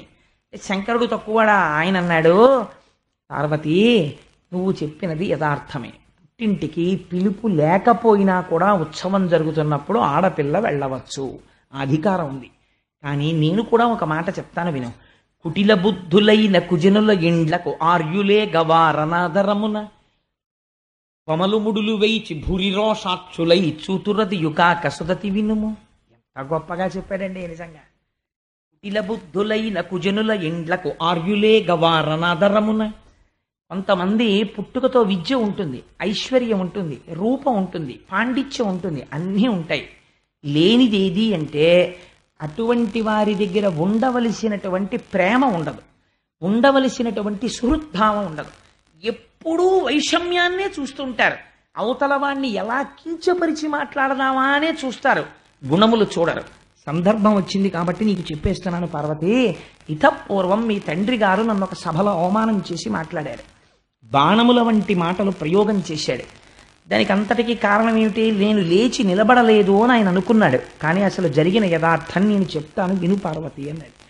మీరు ఎప్పుడైనా పురాణంలో చూడండి, అసలు పార్వతీదేవికి చెప్పనిది శంకరుడు బయట చెప్పడు.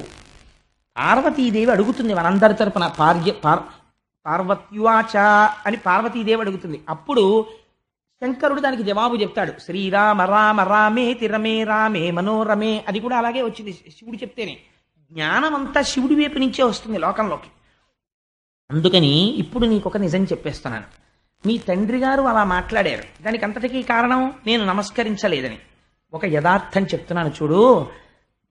దేహభ్రాంతి కలిగినటువంటి వాడు తను వస్తున్నప్పుడు తన శరీరమునకు నమస్కారం చెయ్యాలని కోరుకుంటాడు. కానీ ఆత్మస్థితిగతుడైనటువంటి వాడు అంతటా నిండి నిబిడీకృతమైనటువంటి వాసుదేవుడే లోపల నడిచొస్తున్నాడు అనుకుని ఆ బ్రహ్మమునందు రమిస్తున్నవాడు ఆ వాసుదేవ దర్శనం చేసుకుని అలాగే ఉండి ఆ వాసుదేవుడికే తన మనస్సులో నమస్కారం చేస్తాడు. నేను అలా చేశాను మీ నాన్నగారికి.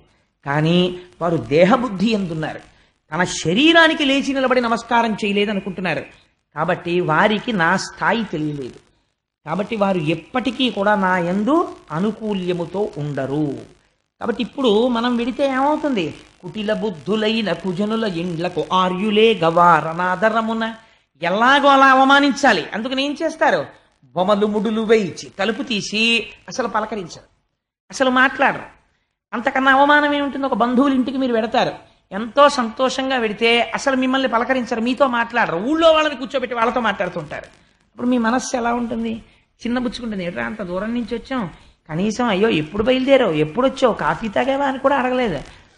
ఆఖరికి అరగంటో గంటో చూసి చూసి చూసి చూసి మీరే బాగుండదని మీరేదో మాట పలకరిస్తారు, విననట్టుగా అంతే, అవును అలాగే అలాగే అని వదిన అని మళ్ళీ ఇటువైపుకి తిరిగి ఎవరో ఊళ్ళో వాళ్ళతో మాట్లాడుతుంటారు.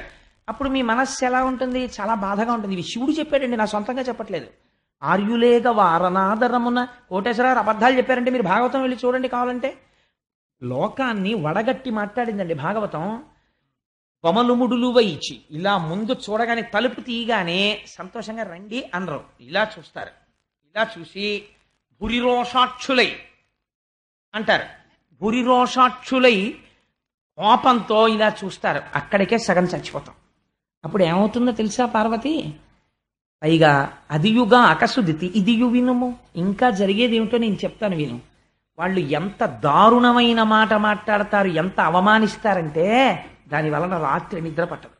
ఇంటికొచ్చి నీ ఇంట్లో నీ మంచం మీద నువ్వు పడుకుంటే ఆ మాటలే శూలాల్లా గుచ్చుకుంటుంటే నిద్రపోక కన్నులంబట నీరొస్తుంది. కాబట్టి బంధువైనా సరే ఆదరణ లేనివాడైనప్పుడు వాడు ఎంత గొప్పవాడైనా వాడి గడప తొక్కకుండా ఆర్యులు ఉండవచ్చు. అంతకన్నా దూరపు బంధుత్వం ఉన్న వాళ్ళ ఇంటికి వెళ్ళు, దగ్గర బంధుత్వమైన వాళ్ళ ఇంటికి వెళ్ళక్కర్లా. ఎందుకు వెళ్ళక్కర్లా? వాళ్ళకి మర్యాద తెలియదు, ప్రవర్తన తెలియదు, అందుకని వెళ్ళక్కర్లేదు నువ్వు. ఆర్యులే, ఇది భాగవతం చదువుకున్నవాడైతే అలా వెళ్ళకపోతే వాడు ఎందుకు తప్పు పట్టడానికి వీల్లేదు. వీడు మా ఇంటికి రాడు అక్కడికి ఎడతాడే అని అడగడానికి వీల్లేదు. నీ ప్రవర్తన మార్చుకో, వాడు వస్తాడు నీ ఇంటికి. ఈ శంకరుడు చెప్పిన తీర్పు. అందుకని నా సొంత అన్నదమ్ముడు ఒక ఊరిలో ఉండి, అన్నదమ్ముడైతే మళ్ళీ నీతి వేరు, తనకి పెదతండ్రి పినతండ్రి పిల్లలు ఉన్న ఊళ్ళోనే దూరబంధువు ఉన్నారనుకోండి, పెదతండ్రి పినతండ్రి పిల్లలకి మర్యాద తెలియనప్పుడు నువ్వు దూరబంధువు ఇంటికి వెళ్ళొచ్చు, తప్పులేదు. ఎందుచేత? కుటిల బుద్ధులైన కుజనుల ఇండ్లకు వార్యులేక వారనాదరమున బొమలు ముడిలు వేయిచి భూరి రోషాక్షులై చూతురదియు కాక ఇది ఇసురతి వినుము. శంకరుడు నిర్దాక్షిణ్యంగా తీర్పు చెప్పాడు. అందుకని మనం వెళ్ళకూడదు పార్వతి. ఇంకొకటి చెప్పనా? ఇను ఉత్కృష్టుండకు దక్షుని సుతలలో ప్రియసుతవైనను నా అనుబంధముచే జనకునిచే పూజబడయ జాలవు తరుణి. నువ్వు దక్ష ప్రజాపతి యొక్క కుమార్తెలలో చాలా ఇష్టమైన పిల్లవి. ఎందుకని? కడగొట్టున 16వ దానిగా పుట్టావు. కలశ పాధోరాశి గర్భవీ చిమ తల్లి కడుపారనెవ్వాని కన్న తల్లి అంటారు. తల్లికిట ఆఖరణ పుట్టిన పిల్లలంటే చాలా సంతోషంగా ఉంటుందట, తండ్రికి పైన పుట్టిన వాడంటే ఇష్టం ఉంటుంది, రామాయణంలో చెప్తారు. అందుకని ఆఖరణ పుట్టినటువంటి దానివి కాబట్టి సహజంగా మీ తల్లికి మీ తండ్రి గారికి కూడా నువ్వంటే ఇష్టమే.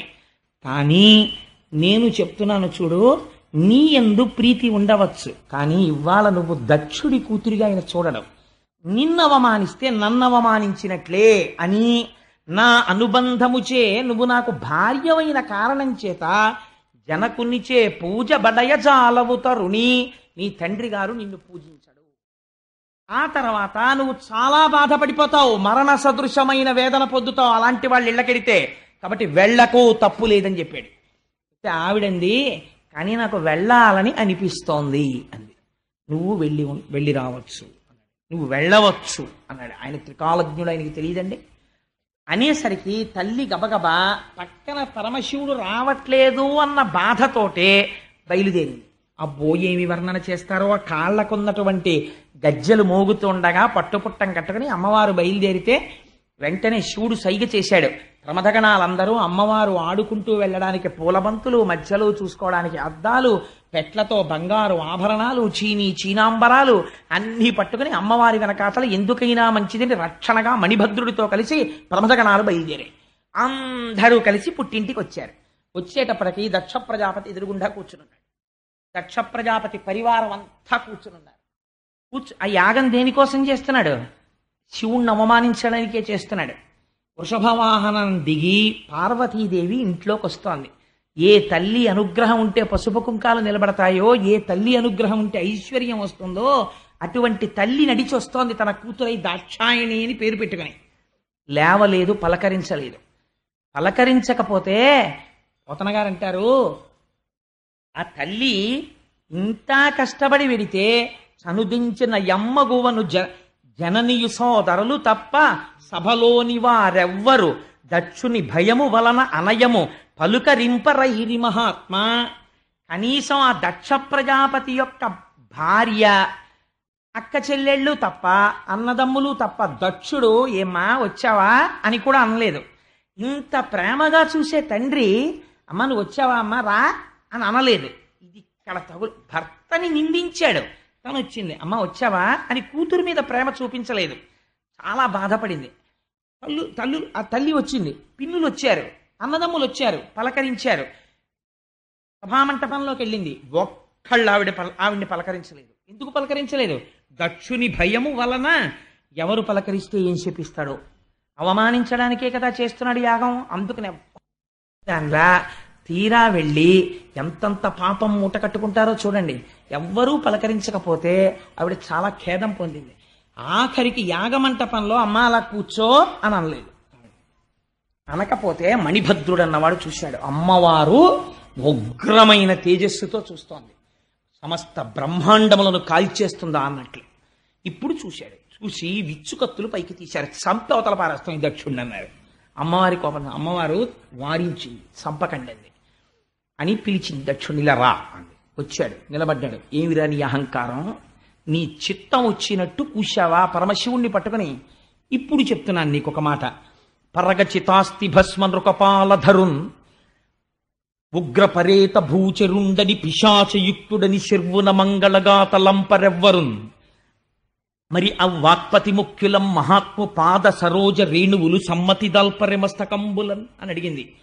నువ్వు మాట మాట్లాడితే ఒక మాట చెప్తున్నావని నాకు తెలిసింది. ఎప్పుడు మాట్లాడినా పరగచితాస్తి భస్మ, బూడిద రాసుకుంటాడు, భూతప్రేతాలతో తిరుగుతాడు, శ్మశానంలో ఉంటాడని కారు కూతలు కూస్తున్నావు శంకరుణ్ణి ఉద్దేశించి. నీ హద్దు నువ్వు తెలుసుకున్నావా? నీకెప్పుడైనా తెలుసా ఎందుకు తిరుగుతాడో? శివుడు పైకి ఎంత అమంగళంగా కనపడతాడో లోపల ఎంత మంగళకరుడో ఎప్పుడైనా విచారణ చేశావా? ఓరి చేతకాని చవట, శివుడే అంత అమంగళకరుడైతే అవ్వాక్పతి ముఖ్యులం మహాత్ము చరణ సరోజములన్ సమ్మతి దాల్పరే మస్తకంబులన్. ఏ చతుర్ముఖ బ్రహ్మ బొటనవేల్లోంచి నువ్వు పుట్టావో ఆ బ్రహ్మగారు పరమశివుడి యొక్క పాదరేణువుల్ని తల మీద చల్లుకుంటున్నాడు నాకు శక్తి రావాలని. బ్రహ్మగారిని చూసేనా నీకు బుద్ధి రాలేదరా? ఇంకా ఎందుకు మాట్లాడుతున్నావు? శంకరుడి గురించి తక్కువ చేసి ఎందుకు మాట్లాడుతున్నావు? శివ అన్న మాట నోటి వెంట వస్తే కొన్ని కోట్ల జన్మలలో చేసినటువంటి మహాపాతకములు దగ్ధమవుతాయి. అటువంటి శివనామాన్ని పట్టుకుని తక్కువ చేసి మాట్లాడతావా? పవి పుష్పంబగు అగ్ని మంచగు నాకూపారంబ భూమిస్థలంబగు శత్రుండతిమిత్రుడు విషము దివ్యాహారమౌ నెన్నగా అవనీ మండలి లోపలం శివ శివేచ్ఛాభాషణోల్లాసకిన్ శివ నీ నామము సర్వవశ్యకరమౌ శ్రీకాళహస్తీశ్వర అంటాడు దూర్జటి. శివనామం చెప్పుకున్న వాడికి లోటు లేదు. పవి పుష్పంబగు, రాయి కూడా పువ్వైపోతుంది, సముద్రము భూమి అయిపోతుంది, వజ్రము పూలదండైపోతుంది. అంతటి అభయంకరుడై ఎవరి నామం చెప్పుకుని లోకాలన్నీ సంతోషపడిపోతున్నాయో అటువంటి మహాత్ముణ్ణి పట్టుకుని అనరాని మాటలంటావా? దాని లోపల ఉన్నటువంటి తత్వాన్ని తెలుసుకునే ప్రయత్నం చెయ్యకుండా నీ చిత్తం వచ్చినట్టు మాట్లాడతావా? పైకి మాంసనేత్రమునకు ఏది కనపడుతోందో అది చూసి దాన్ని బట్టి నువ్వు మాట్లాడడం నేర్చుకున్నావా? ఇలా మాట్లాడవచ్చా? ఇదే నీకొక మాట చెప్తున్నాను. అసలు శాస్త్రమునందు సిద్ధాంతమేదో తెలుసా? ఆవిడొక మాట అడిగింది. భర్గు తిరస్కరించిన వారి జిహ్వ కోయవలయు. ఎవడైనా సరే శంకరుణ్ణి నింద చేస్తే వాడి నాలుక పట్టి పైకి లాగి కొండ నాలుక వరకు కత్తితో కోసివేయవచ్చు. అటులు చేయకుంటివేని కర్ణరంధ్రములు మూసి వెడయవలయననుచు ధర్మదులు పలికిరనగా. అలా నీకు చెయ్యడానికి అధికారం లేకపోతే ఎదుటివాడి నాలిక కోసేయకూడదు, నాకు అధికారం లేదనుకుంటే ఉత్తర క్షణం ఎక్కడ శివనింద జరిగిందో అక్కడ చెవులు మూసుకుని బయటికి వెళ్ళిపోయి ఆ రోజు అన్నం తిండం మానేయాలి ప్రాయశ్చిత్తంగా. అలా చేయకపోతే వాడు అధమాధముడైపోతాడు. అలా మాట్లాడకూడదు శంకరుడి గురించి. నువ్వెందుకు మాట్లాడుతున్నావు ఇలాగా? ఇంకొక మాట చెప్తున్నాను. జనుల అజ్ఞానమునం భుజించిన జుకుప్సంబైన అన్నంబు సయ్యన వెళ్ళించి పవిత్రుడైన గతి ధర్మాత్ముండు ఈశ్వరుడు అఘను దుష్టాత్ముండవై నిందించిన నీ తనూభవయనంగా నోర్వ ఈ హేజభాజనమైన శరీరమును విడిచి భాస్వచ్ఛుద్ధి ప్రాపించదన్నది. నువ్వు దుర్మార్గుడివి, దుష్టాత్ముడివి. అందుకే శంకరుణ్ణి నింద చేశావు. జనుల జ్ఞానమునం భుజించిన జుగుప్సంబైన అన్నంబు సయ్యన వెళ్ళించి, తినకూడని అన్నం తినేశాడు. తీరా తెలిసింది ఆ పులుసులో బల్లి పడిపోయిందని. వెంటనే ఏం చేస్తాడు? నోట్లో వేలు పెట్టుకుని కక్కేస్తాడు. అలా నేను ఇవాళ ఒక నిర్ణయం తీసుకున్నాను. ఇక ముందు నేను ఎప్పుడైనా పరమ పవిత్రుడైన శంకరుడి సాన్నిధ్యంలో కూర్చునుంటే చూసిన వాళ్ళు దాక్షాయిణి అని పిలుస్తారు. నీ దుర్మార్గుడవైన నీ కుమార్తెగా దాక్షాయిణి అని పిలిపించుకోవడానికి నేను ఇష్టపడను. నాకు ఆ పేరు ఇంకా ఇష్టం లేదు. అందుకే నేనేం చేస్తానో తెలుసా? హేయభాజనమైన ఈ శరీరమును విడిచి భాస్వచ్ఛుద్ధి ప్రాపించదం. నేను ఈ శరీరాన్ని వదిలిపెట్టేసి అగ్నిహోత్రంలో కలిసిపోతున్నానంది అని పద్మాసనం వేసి కూర్చుంది. పలకరించలేదు దుర్మార్గుడు. పద్మాసనం వేసి కూర్చుని అమ్మవారు ప్రాణ అపాన వ్యాన వాయువుల్ని నాభీస్థానమునందు నిలబెట్టింది. ఆ పైన ఉదాన వాయువుని తీసుకొచ్చి హృదయం మించి పైకి తీసుకొచ్చి కనుభమల మధ్యలో నిలబెట్టి ఇంద్రియములన్నింటిలోంచి అనిలం అనేటటువంటి అగ్నిని ప్రేరేపణ చేసి ఆ యోగాగ్ని ఎందు శరీరాన్ని దగ్ధం చేసి బూది కుప్పై కింద పడిపోయింది. కింద పడిపోగానే హాహాకారాలు మిన్నుముట్టాయి సభలో. మిన్నుముట్టి అరే రే కన్న కూతురు యాగశాలలో ప్రాణం విడిచిపెట్టింది. ఈ దురాత్ముడు బ్రాహ్మణుడు వీడు పలకరించలేదు కూతుర్ని అని ఆశ్చర్యపోతుండగా ఇంకా ప్రమథగణాలకి ఎక్కడ లేని ఆగ్రహం వచ్చి కత్తులు తీసి దక్షుడి మీద పడ్డారు. భృగువికి చాలా సంతోషం కలిగింది. ఎంత కాలానికి రా ఒక మంచి మాట, శంకరుడి భార్య మరణించింది అన్న ఆనందంతో వెంటనే హోమం చేసి అందులోంచి రుభులనబడేటటువంటి దేవతల్ని సృష్టించి రుద్రగణాలని తరిమి కొట్టించాడు. చాలా మంది పడిపోయారు. చాలా మంది రక్తం కారుతూ కైలాసం వైపుకు పారిపోయారు. ఈ విషయాన్ని నారదుడు వెళ్ళి చెప్పాడు శంకరుడికి. ఆయన ప్రశాంతంగా ధ్యానమగ్నుడై కూర్చునున్నాడు. కూర్చున్నవాడి దగ్గరికి వెళ్ళి చెప్పాడు నారదుడు, అయ్యా నీ భార్య విడితే దక్షుడిలా ప్రవర్తించాడు. నీ భార్య శరీరం విడిచిపెట్టేసింది, యోగాగ్నిలో దగ్ధమైపోయిందని చెప్పాడు. ఆ మాట వినేసరికి ఆజ్యుండుగ్రుడు నీలకంఠుడి దైత్యారాతి దష్టోష్టుడై ఆజ్యద్భూరి మృగేంద్ర రోషమున భీమ ప్రక్రియం నవ్వుచున్ విద్యుద్వహ్ని శిఖా సముచ్చయ రుచిన్ వెల్గొందు చెంచజ్జటన్ సజ్జక్రోధముతోడ పుంచి వేయిచన్ శ్వాచక్రమధ్యంబుదన్. అంతే, ఎక్కడ లేని కోపం వచ్చేసింది. ఇంత శాంతమూర్తి రుద్రుడైపోయాడు. ఒక్కసారి లేచాడు, పెద్ద వికటాట్టహాసం ఒకటి చేశాడు. పోతన గారు ఆ మాటలు అలాగే పడిపోయాయి అంతే ఆయనకి. అర్జుండుగ్రుడు నీలకంఠుడి దైత్యారాతి దష్టోష్టుడై ఆజ్యద్భూరి మృగేంద్ర ఘోషమున భీమ ప్రక్రియ నవ్వుచున్. ఆ నవ్వుకి బ్రహ్మాండాలు కదిలిపోయాయి. అటువంటి వికటాట్టహాసం ఒకటి చేశాడు. భీమ ప్రక్రియ నవ్వుచున్ విద్యుద్వహ్ని శిఖా సముచ్చయ జటన్ చెల్వొందు చించె జటన్. మిరిసిపోతున్న జటనొక దాన్ని ఊడబెరికి సజ్జక్రోధముతోడ పుంచి వేయిచన్ శ్వాచక్రమధ్యంబునన్. ఆ జటని తీసి నేలకేసి కొట్టాడు నిలబడి. కొట్టేసరికి అంతే, ఒక్కసారి ఆయనే సామాన్యమైనటువంటి తత్వం అండి. ఎంత సాత్వికంగా కనపడతాడో అంతటి ఉగ్రుడవుతాడు కోపం వచ్చినప్పుడు. ఆ రౌద్రాన్ని ఎవరూ తట్టుకోలేరు.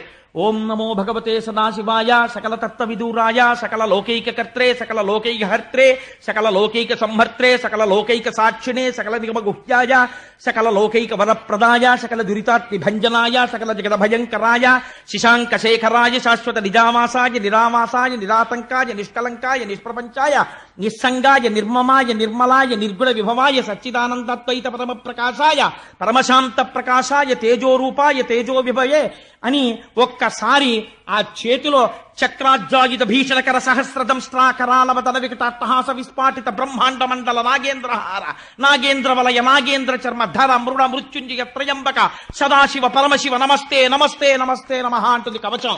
అటువంటి భీకరమైనటువంటి స్వరూపంతో ఒక్కసారి ఆ ఉగ్రతతో కొట్టాడు ఆ జటని.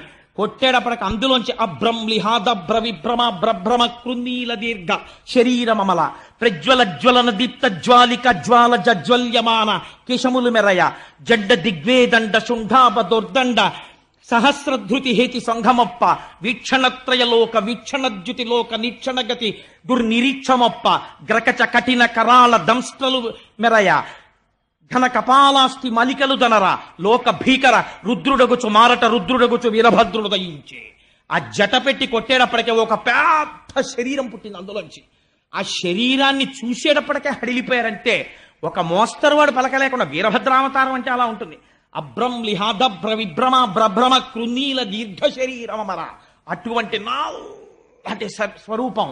అది పుట్టగానే ప్రజ్వల జ్వలన దీప్త జ్వాలిక జ్వాల జజ్వల్యమాన కేశములు మెరయ మిరిసిపోతున్నటువంటి జుత్తు జండ దిగ్వేదండ శుంఠాబ దొర్దండ సహస్రధృతి హేతి సంఘమొప్ప అటువంటి వాడై ఘన కపాలాస్తి మలికలు తనరా పెద్ద కపాలమాల ధరించాడు. వేసుకుని పెద్ద ఉద్వేగంతో ఒక్కసారి దూకాడు. దూకి శంకరుడి పాదాలకి నమస్కరించాడు. అనఘుడు రుద్రుచేరి ముదమార ప్రదక్షిణమాచరించి అనివార్యగతి వేగంబున కుంభిని దక్కతలన్ పదంబుల మణి నూపురం మ్రోయ భీషణ దంస్ట్రలున్ వెలుగా ఒక్కసారి బయలుదేరాడు. ఆ బయలుదేరినటువంటి శబ్దం ఎలా వచ్చిందంటే ఆ పరమశివుడి దగ్గరికి వచ్చి ఒకసారి ప్రదక్షిణం చేశాట. ప్రదక్షిణం చేసి ఆయన పాదాలకి నమస్కారం చేశాడు. తండ్రి నాకేం ఆనతన్నాడు. పార్వతీదేవి శరీరాన్ని విడిచిపెట్టింది. అప్పటికి పార్వతి కాదు సతీదేవి శరీరాన్ని విడిచిపెట్టింది. దక్ష యజ్ఞాన్ని ధ్వంసం చేయి అన్నాడు. అనగానే ఆయన కాళ్ళకి ఉన్నటువంటి ఆ మణి మంజీరములు పెద్ద ధనులు చేస్తున్నాయి. ఆ ధనులు చేసేటట్టుగా ఒక్కసారి భీషణ ధనుల్ మెరయ పెద్ద పెద్ద ధనులు వచ్చేటట్టుగా కృతాంత కాంత శితస్ఫుట శూలము పట్టి చెచ్చరన్ ఒక పెద్ద శూలం పట్టుకుని బయలుదేరాడు. ఎలా ఉంది ఆ స్వరూపం? ప్రళయతాండవం చేసి లోకాలన్నింటినీ లయం చేసేసే ముందు ఈ భూమండలాన్ని మోసేటటువంటి 4 ఏనుగుల్ని శంకరుడు తన త్రిశూలానికి గుచ్చి భుజం మీద వేసుకుని ప్రళయతాండవం ఎలా చేస్తాడో అలా బయలుదేరాడు. బయలుదేరితే ఆ ధ్వనితో ప్రమదగణాలన్నీ వచ్చేస్తున్నాయి. వచ్చేస్తుంటే యాగంలో ఉన్న వాళ్ళు విన్నారు ఆ శబ్దాన్ని. విని ఏమిట్రా ఈ శబ్దం, ఇంతకు ముందు ఎప్పుడూ వినలేదు, ఏం జరుగుతోందన్నారు.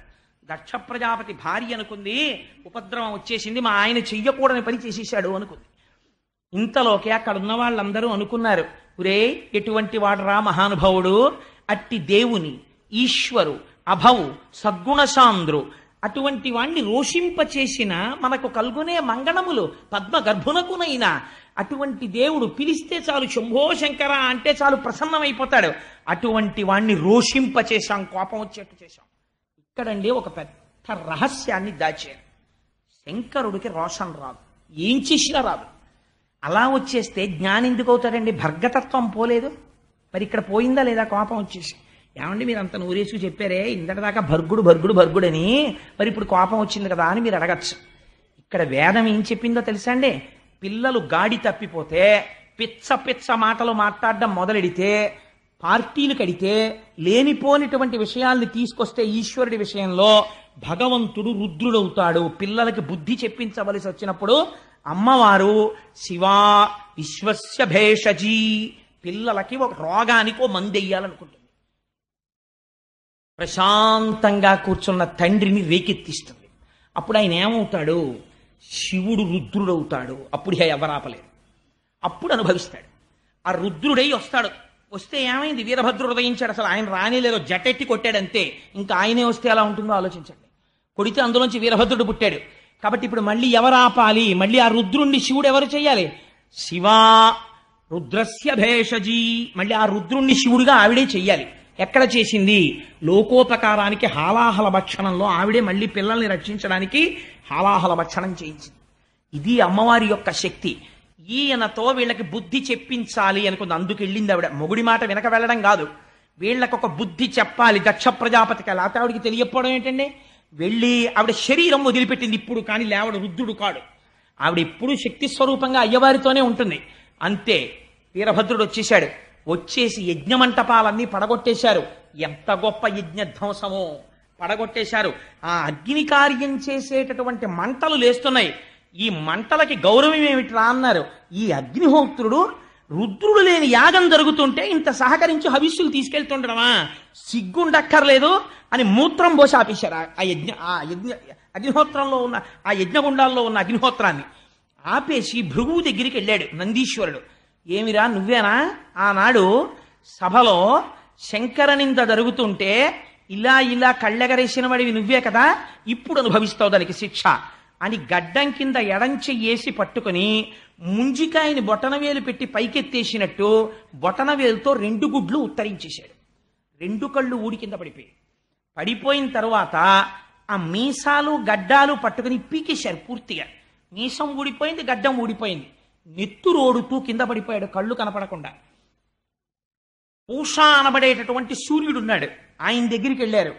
ఏమయ్యా నువ్వు శంకరనింద జరుగుతుంటే పెద్ద నోరు తెరిచి నవ్వావు, ఇప్పుడు నీకు శిక్ష చూడని ఆ నోటిని గట్టిగా పట్టుకుని నొక్కారు. ఆయన 2 దవడలు తెరిచాడు. పూషదంత భిదవ్యగ్రోదక్షాత్తర హరోహర భగనేత్ర భిదవ్యక్త సహస్రాక్ష సహస్రపాత్ అని పేరు ఆయనకి. ఆ పళ్ళన్నీ పీకేశారు. పీకేస్తే బోసినోరు అయిపోయింది. అన్ని పళ్ళు పీకేసి నెత్తురు కారిపోతున్న నోటితో పూషణ వదిలేశారు. ఆఖరికి వీరభద్రుడు ఈయన దగ్గరికి వెళ్ళాడు, దక్ష ప్రజాపతి దగ్గరికి వెళ్ళి కింద పారేసి గుండెల మీద ఎక్కి కూర్చుని కత్తితో కంఠాన్ని కోసేశాడు. ఆ కంఠం తెగలేదు. ఆశ్చర్యపోయాడు. శరీరం అంతా మంత్రపూతమైపోయింది. ఎలా తుంచాలనుకున్నాడు. యజ్ఞ పశువు యొక్క శరీరాన్ని ఎలా తుంచేస్తానో అలా తుంచేస్తాను ఈ దుర్మార్గుడు శివనింద చేసినందుకు అని గుండెల మీద కుడికాలు వేసి తొక్కిపెట్టి తోటకూర కాడ తిప్పేసినట్టు కంఠాన్ని తిప్పేసి ఊడబెరికేసి దాన్ని తీసుకెళ్లి యజ్ఞంలో జరుగుతున్న అగ్నిహోత్రంలో పారేశాడు. యజ్ఞంలో కాలిపోయింది తల లేనటువంటి మొండెం పడిపోయి ఉండిపోయింది. బ్రాహ్మణులు చూసి హాహాకారాలు చేశారు. ఎంత దారుణం రా ఇది, ఇంత గొప్పగా దక్షయజ్ఞ ధ్వంసం జరిగిపోతోందని. ఎక్కడి వారాలు అక్కడ కాకావికలై పారిపోతున్నారు. దారి దొరికితే చాలని పారిపోతున్న వాళ్ళని రాళ్ల పెట్టి కొడుతున్నారు. రక్షించిన వాడు లేడు. జ్ఞాపకం పెట్టుకోండి. శివనింద ఎంత ప్రమాదకరమో, భగవంతుని యందు భేదదృష్టి ఎంత ప్రమాదకరమో పోతన గారు వ్యాసుల వారు భిక్ష పెట్టి చెప్తున్నారు జాతికి. ఈశ్వరుణ్ణి ఒక్కడిగా చూడడం నేర్చుకో, లేకపోతే పాడైపోతావు అని. ఏమైంది? అప్పుడు అందరూ కలిసి చతుర్ముఖ బ్రహ్మగారి దగ్గరికి పరిగెత్తారు. పరిగెత్తి ఆయన దగ్గరికి వెళ్ళాయా, పాపకర్మ చేసేశాం, చెయ్యకూడనటువంటి పని చేశాం, అక్కడ జరుగుతున్నటువంటి పరమశివుడికి హవిర్భాగములు లేనటువంటి యజ్ఞాన్ని చేశాం, దానివల్ల ఇంత ఉపద్రవం వచ్చింది, ఏం చెయ్యమంటావు అని అడిగారు. ఆయన అన్నాడు, మీకు అసలు బుద్ధుందిరా? మీరు క్రతుభాగారుండగు ఈశ్వరుడు పశుపతి శర్వు భర్గు దూరీకృత యజ్ఞభాగుని చేసిన మీరు యతిదోషులు దుర్మతులకు మీరింకన్ అన్నాడు. పరమేశ్వరుడికి యజ్ఞంలో హవిస్సులు లేకుండా యజ్ఞం చేశారా? కాల్సనా? ఎందుకురా యజ్ఞం అని అడిగాడు. ఎందుక యజ్ఞం? ఎందుక దుర్మార్గపు యజ్ఞాలు? మీకు చేస్తే యజ్ఞం సరిగ్గా చెయ్యాలి, అంతేకాని యజ్ఞం చేసి కాసేపు శంకరనింద చేయడం కోసం శివనింద చేయడం కోసం యాగాలు యజ్ఞాలా? ఎవడు చెప్పిన యజ్ఞాలు రా మీకు యజ్ఞాలు? మీరు చేసిన పని వల్ల మీరు దుర్మార్గులైపోతారా, పాడైపోతారన్నాడు. అయ్యా పాడయ్యపోయాం, చావగొట్టేశారు, భృగువుకి కళ్ళు పోయాయి, పూషకి దంతాలు పోయాయి, మాకు ఒళ్ళంతా దెబ్బలు నెత్తురులు కారిపోతున్నాయి, చాలా మంది అక్కడే పడిపోయారు. ఇప్పుడు తిన్నది చాలు, నువ్వు తిట్టింది చాలు, మాకు మార్గం చెప్పన్నారు. ఒక్కటే మార్గం, ఎవరి పట్ల తప్పు చేశారో వాడి దగ్గరికి వెళ్ళి పడిపోండి. ఎందుకో తెలుసా?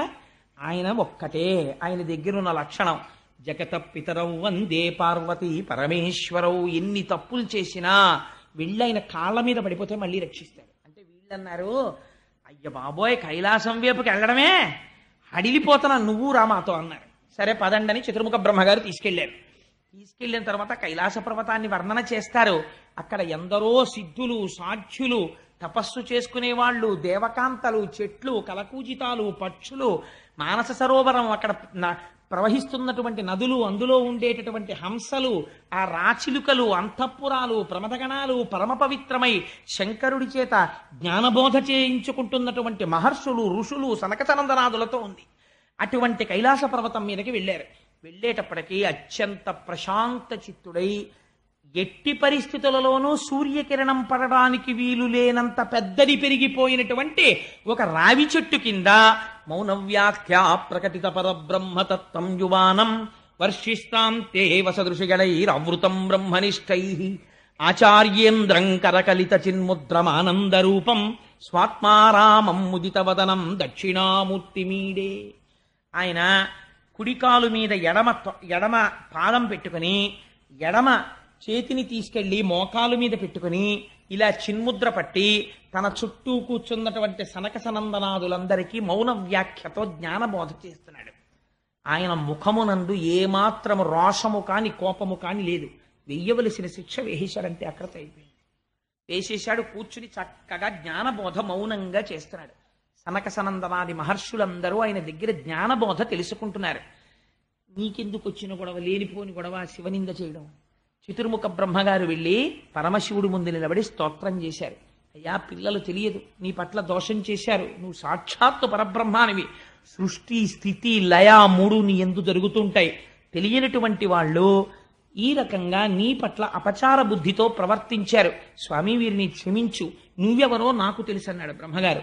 అని ఒక్క మాట చెప్తాను, ఒక్క పద్యం చాలండి. ఎంత గొప్ప పద్యం చెప్పాడంటే, స్వామి నువ్వెవరో తెలుసా, నిరంతరము కూడా అనయము వీడకయుండన్ ఎవ్వరినీ కూడా విడిచిపెట్టకుండా ఉంటూ శివశక్తి రూపమున క్రీడ సల్లుపు, శివశక్తుల యొక్క రూపంలో క్రీడ సల్పుతూ ఈ జగమంతా నటరాజతత్వం, నటరాజతత్వంలో కదులుతూనే ఉంటుంది. అందుకే నటరాజస్వామి ఒక చేతిలో ఢమరుక పట్టుకుంటారు. ఢమరుక పట్టుకుంటే ఢమరుక మోగితే ఆకాశ గుణకం, అందులోంచి శబ్దం ఆకాశతత్వం, అంటే ఆయన సృష్టి చేస్తాడు. ఆయన ముఖం నవ్వుతూ ప్రసన్నంగా ఉంటుంది, అంటే ఆయన స్థితికారకుడు. ఆయన ఇటువైపు చేతిలో అగ్నిహోత్రాన్ని పట్టుకుంటాడు, అంటే లయకారకుడు. సృష్టి స్థితి లయములు చేస్తూ ఈ పిండాండ బ్రహ్మాండములు అలా కలిసిపోతూనే ఉంటాయి. పంచభూతాల్లోంచి ఇందులోకి పంచభూతాలు వస్తాయి, మళ్ళీ ఇందులోంచి పంచభూతాలు మళ్ళీ బ్రహ్మాండంలోకి వెళ్ళిపోతుంటాయి. ఈ పిండాండ బ్రహ్మాండ నిరంతర సంయోగ క్రియ జరిపించడమే నటరాజతత్వం. ఆ నటరాజతత్వమై శివశక్తి రూపముల క్రీడ చల్లుపు ఊర్ణనాభిగతి ఈ విశ్వ జనన విలయ స్థితి హేతిభూతుండవగుచుండు విషరుద్ర. స్వామి నువ్వెవరో తెలుసా, ఊర్ణనాభిగతి. నువ్వు సృష్టి ఎలా చేస్తావో తెలుసా, సృష్టి చేయడానికి ఎక్కడి నుంచో ఏదో పట్టుకురావు, ఓ గోడ కట్టడానికి సిమెంటు ఇటకలు పట్టుకొచ్చినట్టు. ఊర్ణనాభిగతి, ఒక సాలెపురుగు ఓ గోడ మీదకి వస్తుంది, వచ్చి ఇక్కడ గూడు కడదాం అనుకుంటుంది, అలా అనుకోగానే దాని నోట్లోంచి లాలాజనం వస్తుంది, ఆ ఉమ్మితోటి తీగ చేసి గూడు కట్టేస్తుంది. గూడు కట్టేసి ఆ గూడు మధ్యలో కూర్చుంటుంది, ఓ 2-3 రోజులు ఉంటుంది. చా ఏమిటి గూడు వెళ్ళిపోదాం అనిపిస్తుంది. ఆ గూడు తానే అటు ఇటు చిందరవందరగా చింపేస్తుంది, ఓడగొట్టేస్తుంది, వెళ్ళిపోతుంది. అలా నువ్వు కట్టు, నువ్వు పాడిచే, నువ్వు తిరుగా గూట్లో, నీ వల్ల కాదు. ఊర్ణనాభిగతి, నీకు వేరే ఉపకరణాలు ఉండవు, నీ అంత నువ్వు సంకల్పం చేసి లోకాన్ని సృష్టి చేస్తావు, నీవే ఇంతగా పరిణమిస్తావు, ఆఖరణ నువ్వే లయం చేసేస్తావు. మైనపు ముద్ద నల్లపూసల్లో తిరిగి అంటించుకున్నట్టు నీలోకి లోకాల్ని తీసేసుకుంటావు. అటువంటి వాడివని తెలియక నీ యందు భేదబుద్ధితో ప్రవర్తించారు, స్వామి వీళ్ళని అనుగ్రహించు అన్నాడు. అంటే అప్పుడు వీళ్ళందరూ అయ్యా మా వల్ల పొరపాటు జరిగిపోయింది, క్షమించమని స్తోత్రం చేశారు. చేస్తే మహానుభావుడు భోళాశంకరుడు కదా, అభయంకరుడు, ఆయన అన్నాడు మీ అందరికీ అభయం ఇస్తున్నాను, యజ్ఞం మధ్యలో ఆగిపోకూడదు. ఎంత ధర్మాత్ముడో చూడండి, యజ్ఞము నడిపించండి. ఎవరు యజ్ఞము చెయ్యాలో ఆ దక్ష ప్రజాపతికి ఇవాళ ముఖం లేదు, తీసేశాడు వీరభద్రుడు. అందుకని ఒక గొర్రె ముఖాన్ని తీసుకెళ్లి అతికించండి. ప్రజాపతులలో దక్ష ప్రజాపతి ఇలా గొర్రె ముఖంతో ఉంటాడు. ఎందుకో తెలుసా అండి, లేనిపోని శివనింద చేసినందుకు నాకు ఈ గొర్రె ముఖం వచ్చింది సుమా అని చెప్పడానికి దక్ష ప్రజాపతి గొర్రె ముఖంతో ఉంటాడు. అప్పుడు మిగిలినటువంటి యజ్ఞ భాగాన్ని పూర్తి చేస్తాడు.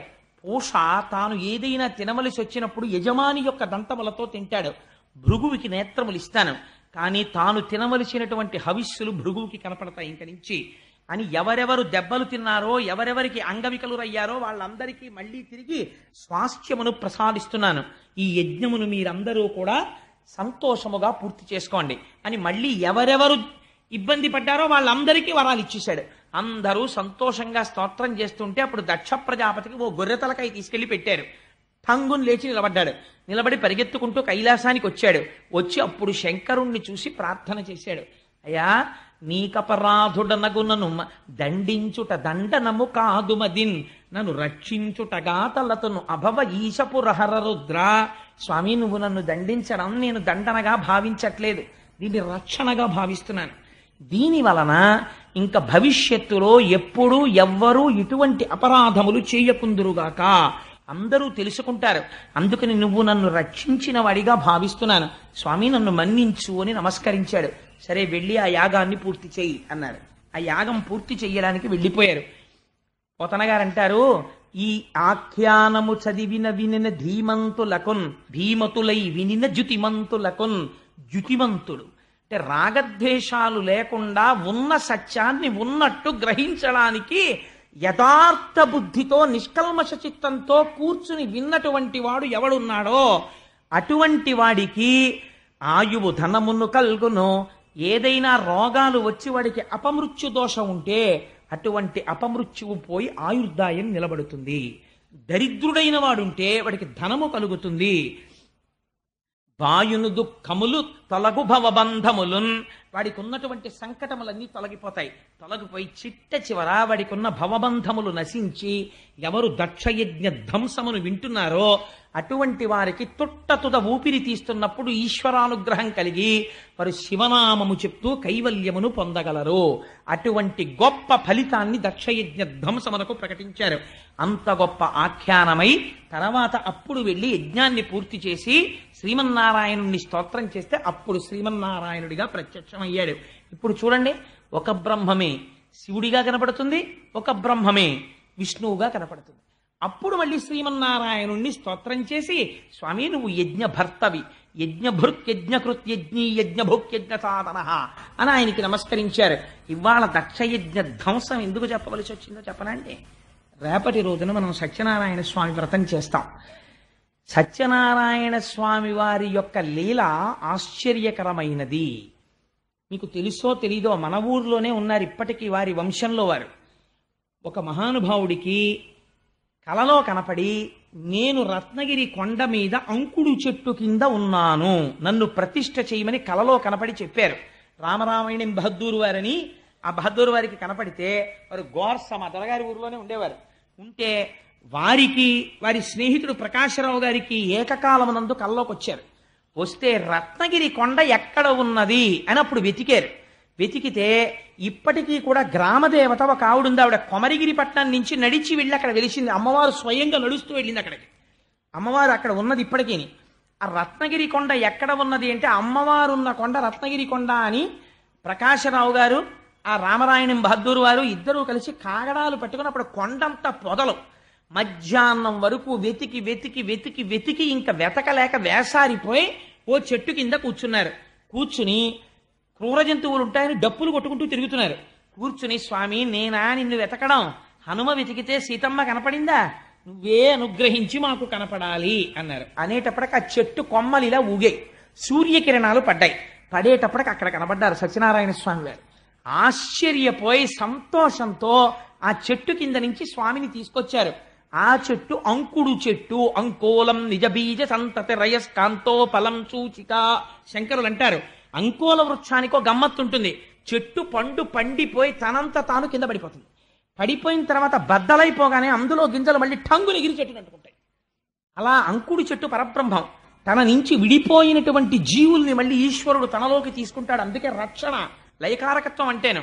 అటువంటి అంకుడు చెట్టు పరబ్రహ్మస్వరూపం. అంకు అన్న మాటలో పూర్ణానుస్వరం సత్యవతీదేవి, అంకు అన్న మాటలో అకారం విష్ణుస్వరూపం, కకార ఉకారములు బ్రహ్మ శివుడు.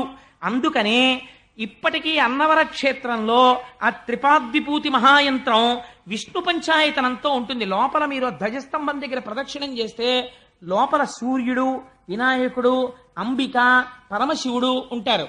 పైన ధ్వజస్తంభానికి పైన ఇటుపక్కన శంకరుడు ఉంటాడు. మధ్యలో ఇంతంత మీసాలు పెట్టుకుని ఆయన ఒక్కడే పురుషుడు, మిగిలిన వాళ్ళందరూ ఆయన్ని పొందాలి. గండు మీసాల వాడు ఉంటాడు అక్కడ సత్యనారాయణ స్వామి. పక్కన అనంతలక్ష్మీ సమేతుడై ఉంటాడు. ఆయనకి వీర వెంకట సత్యనారాయణుడని పేరు. వీర అంటే దానవీర, ధర్మవీర, దయావీర, ఎన్ని వీరత్వములైనా ఆయన దగ్గర ఉన్నాయి. వెంకట మీరు తలుచుకున్నంత మాత్రం చేత మీ పాపాన్ని తీసేస్తాడు. సత్య మార్పు లేనటువంటి వాడు. నారాయణ అందరికీ కల్పతరువైనటువంటి వాడు, జీవులందరూ ఆశ్రయించినటువంటి వాడు, జీవులకు ఆశ్రయమైనటువంటి వాడు. ఆ శివకేశవుల భేదం ఉండదు. అందుకే తులసిపత్రితో పూజ, మారేడుదలంతో పూజ, రెండింటితోనూ ఏకకాలమునందు పూజ స్వామికి. అందుకని పక్కన శంకరుడితో ఒకే పీఠం మీద వెలిసి ఉంటాడు. అటువంటి సత్యనారాయణుడు మనకి ఉన్న ఈశ్వరతత్వము ఒక్కటే అని ప్రతిపాదించగలిగినటువంటి మహత్తరమైన స్వరూపం. ఆ స్వరూపం ఆ అంకోల వృక్షం ఎక్కడుండేదో తెలుసా అండి? ఇప్పుడు సత్యనారాయణ స్వామి వారి క్షేత్రపాలకుడైనటువంటి రామచంద్రమూర్తి గుడి ఉందే, ఆ గుడి పక్కనే కళ్యాణ మంటపం ఒకటి ఉంటుంది. ఆ కళ్యాణ మంటపం ఎక్కడుందో అంకోల వృక్షం అక్కడ ఉండేది. అక్కడ దొరికారు సత్యనారాయణ స్వామి వారు. అక్కడ దర్శనం ఇచ్చిన తర్వాత తీసుకెళ్లి ప్రతిష్ఠ చేశారు. ఇప్పటికీ మీకు ఒక రహస్యం చెప్తున్నాను, నాకు స్వానుభవం, వేదిక మీద చెప్పడం నాకు ఇష్టం లేదు. అప్పటికే ఒకసారి నోరు జారి చెప్పేశాను నా వ్యక్తిగత అనుభవం. ఒక దేవాలయంలో చాలా దూరంలో మీరు ఎక్కడ ఉండి సత్యనారాయణ స్వామి వారిని తలుచుకోండి, ఆ యంత్ర మహిమ చేత ఆయన వింటారు.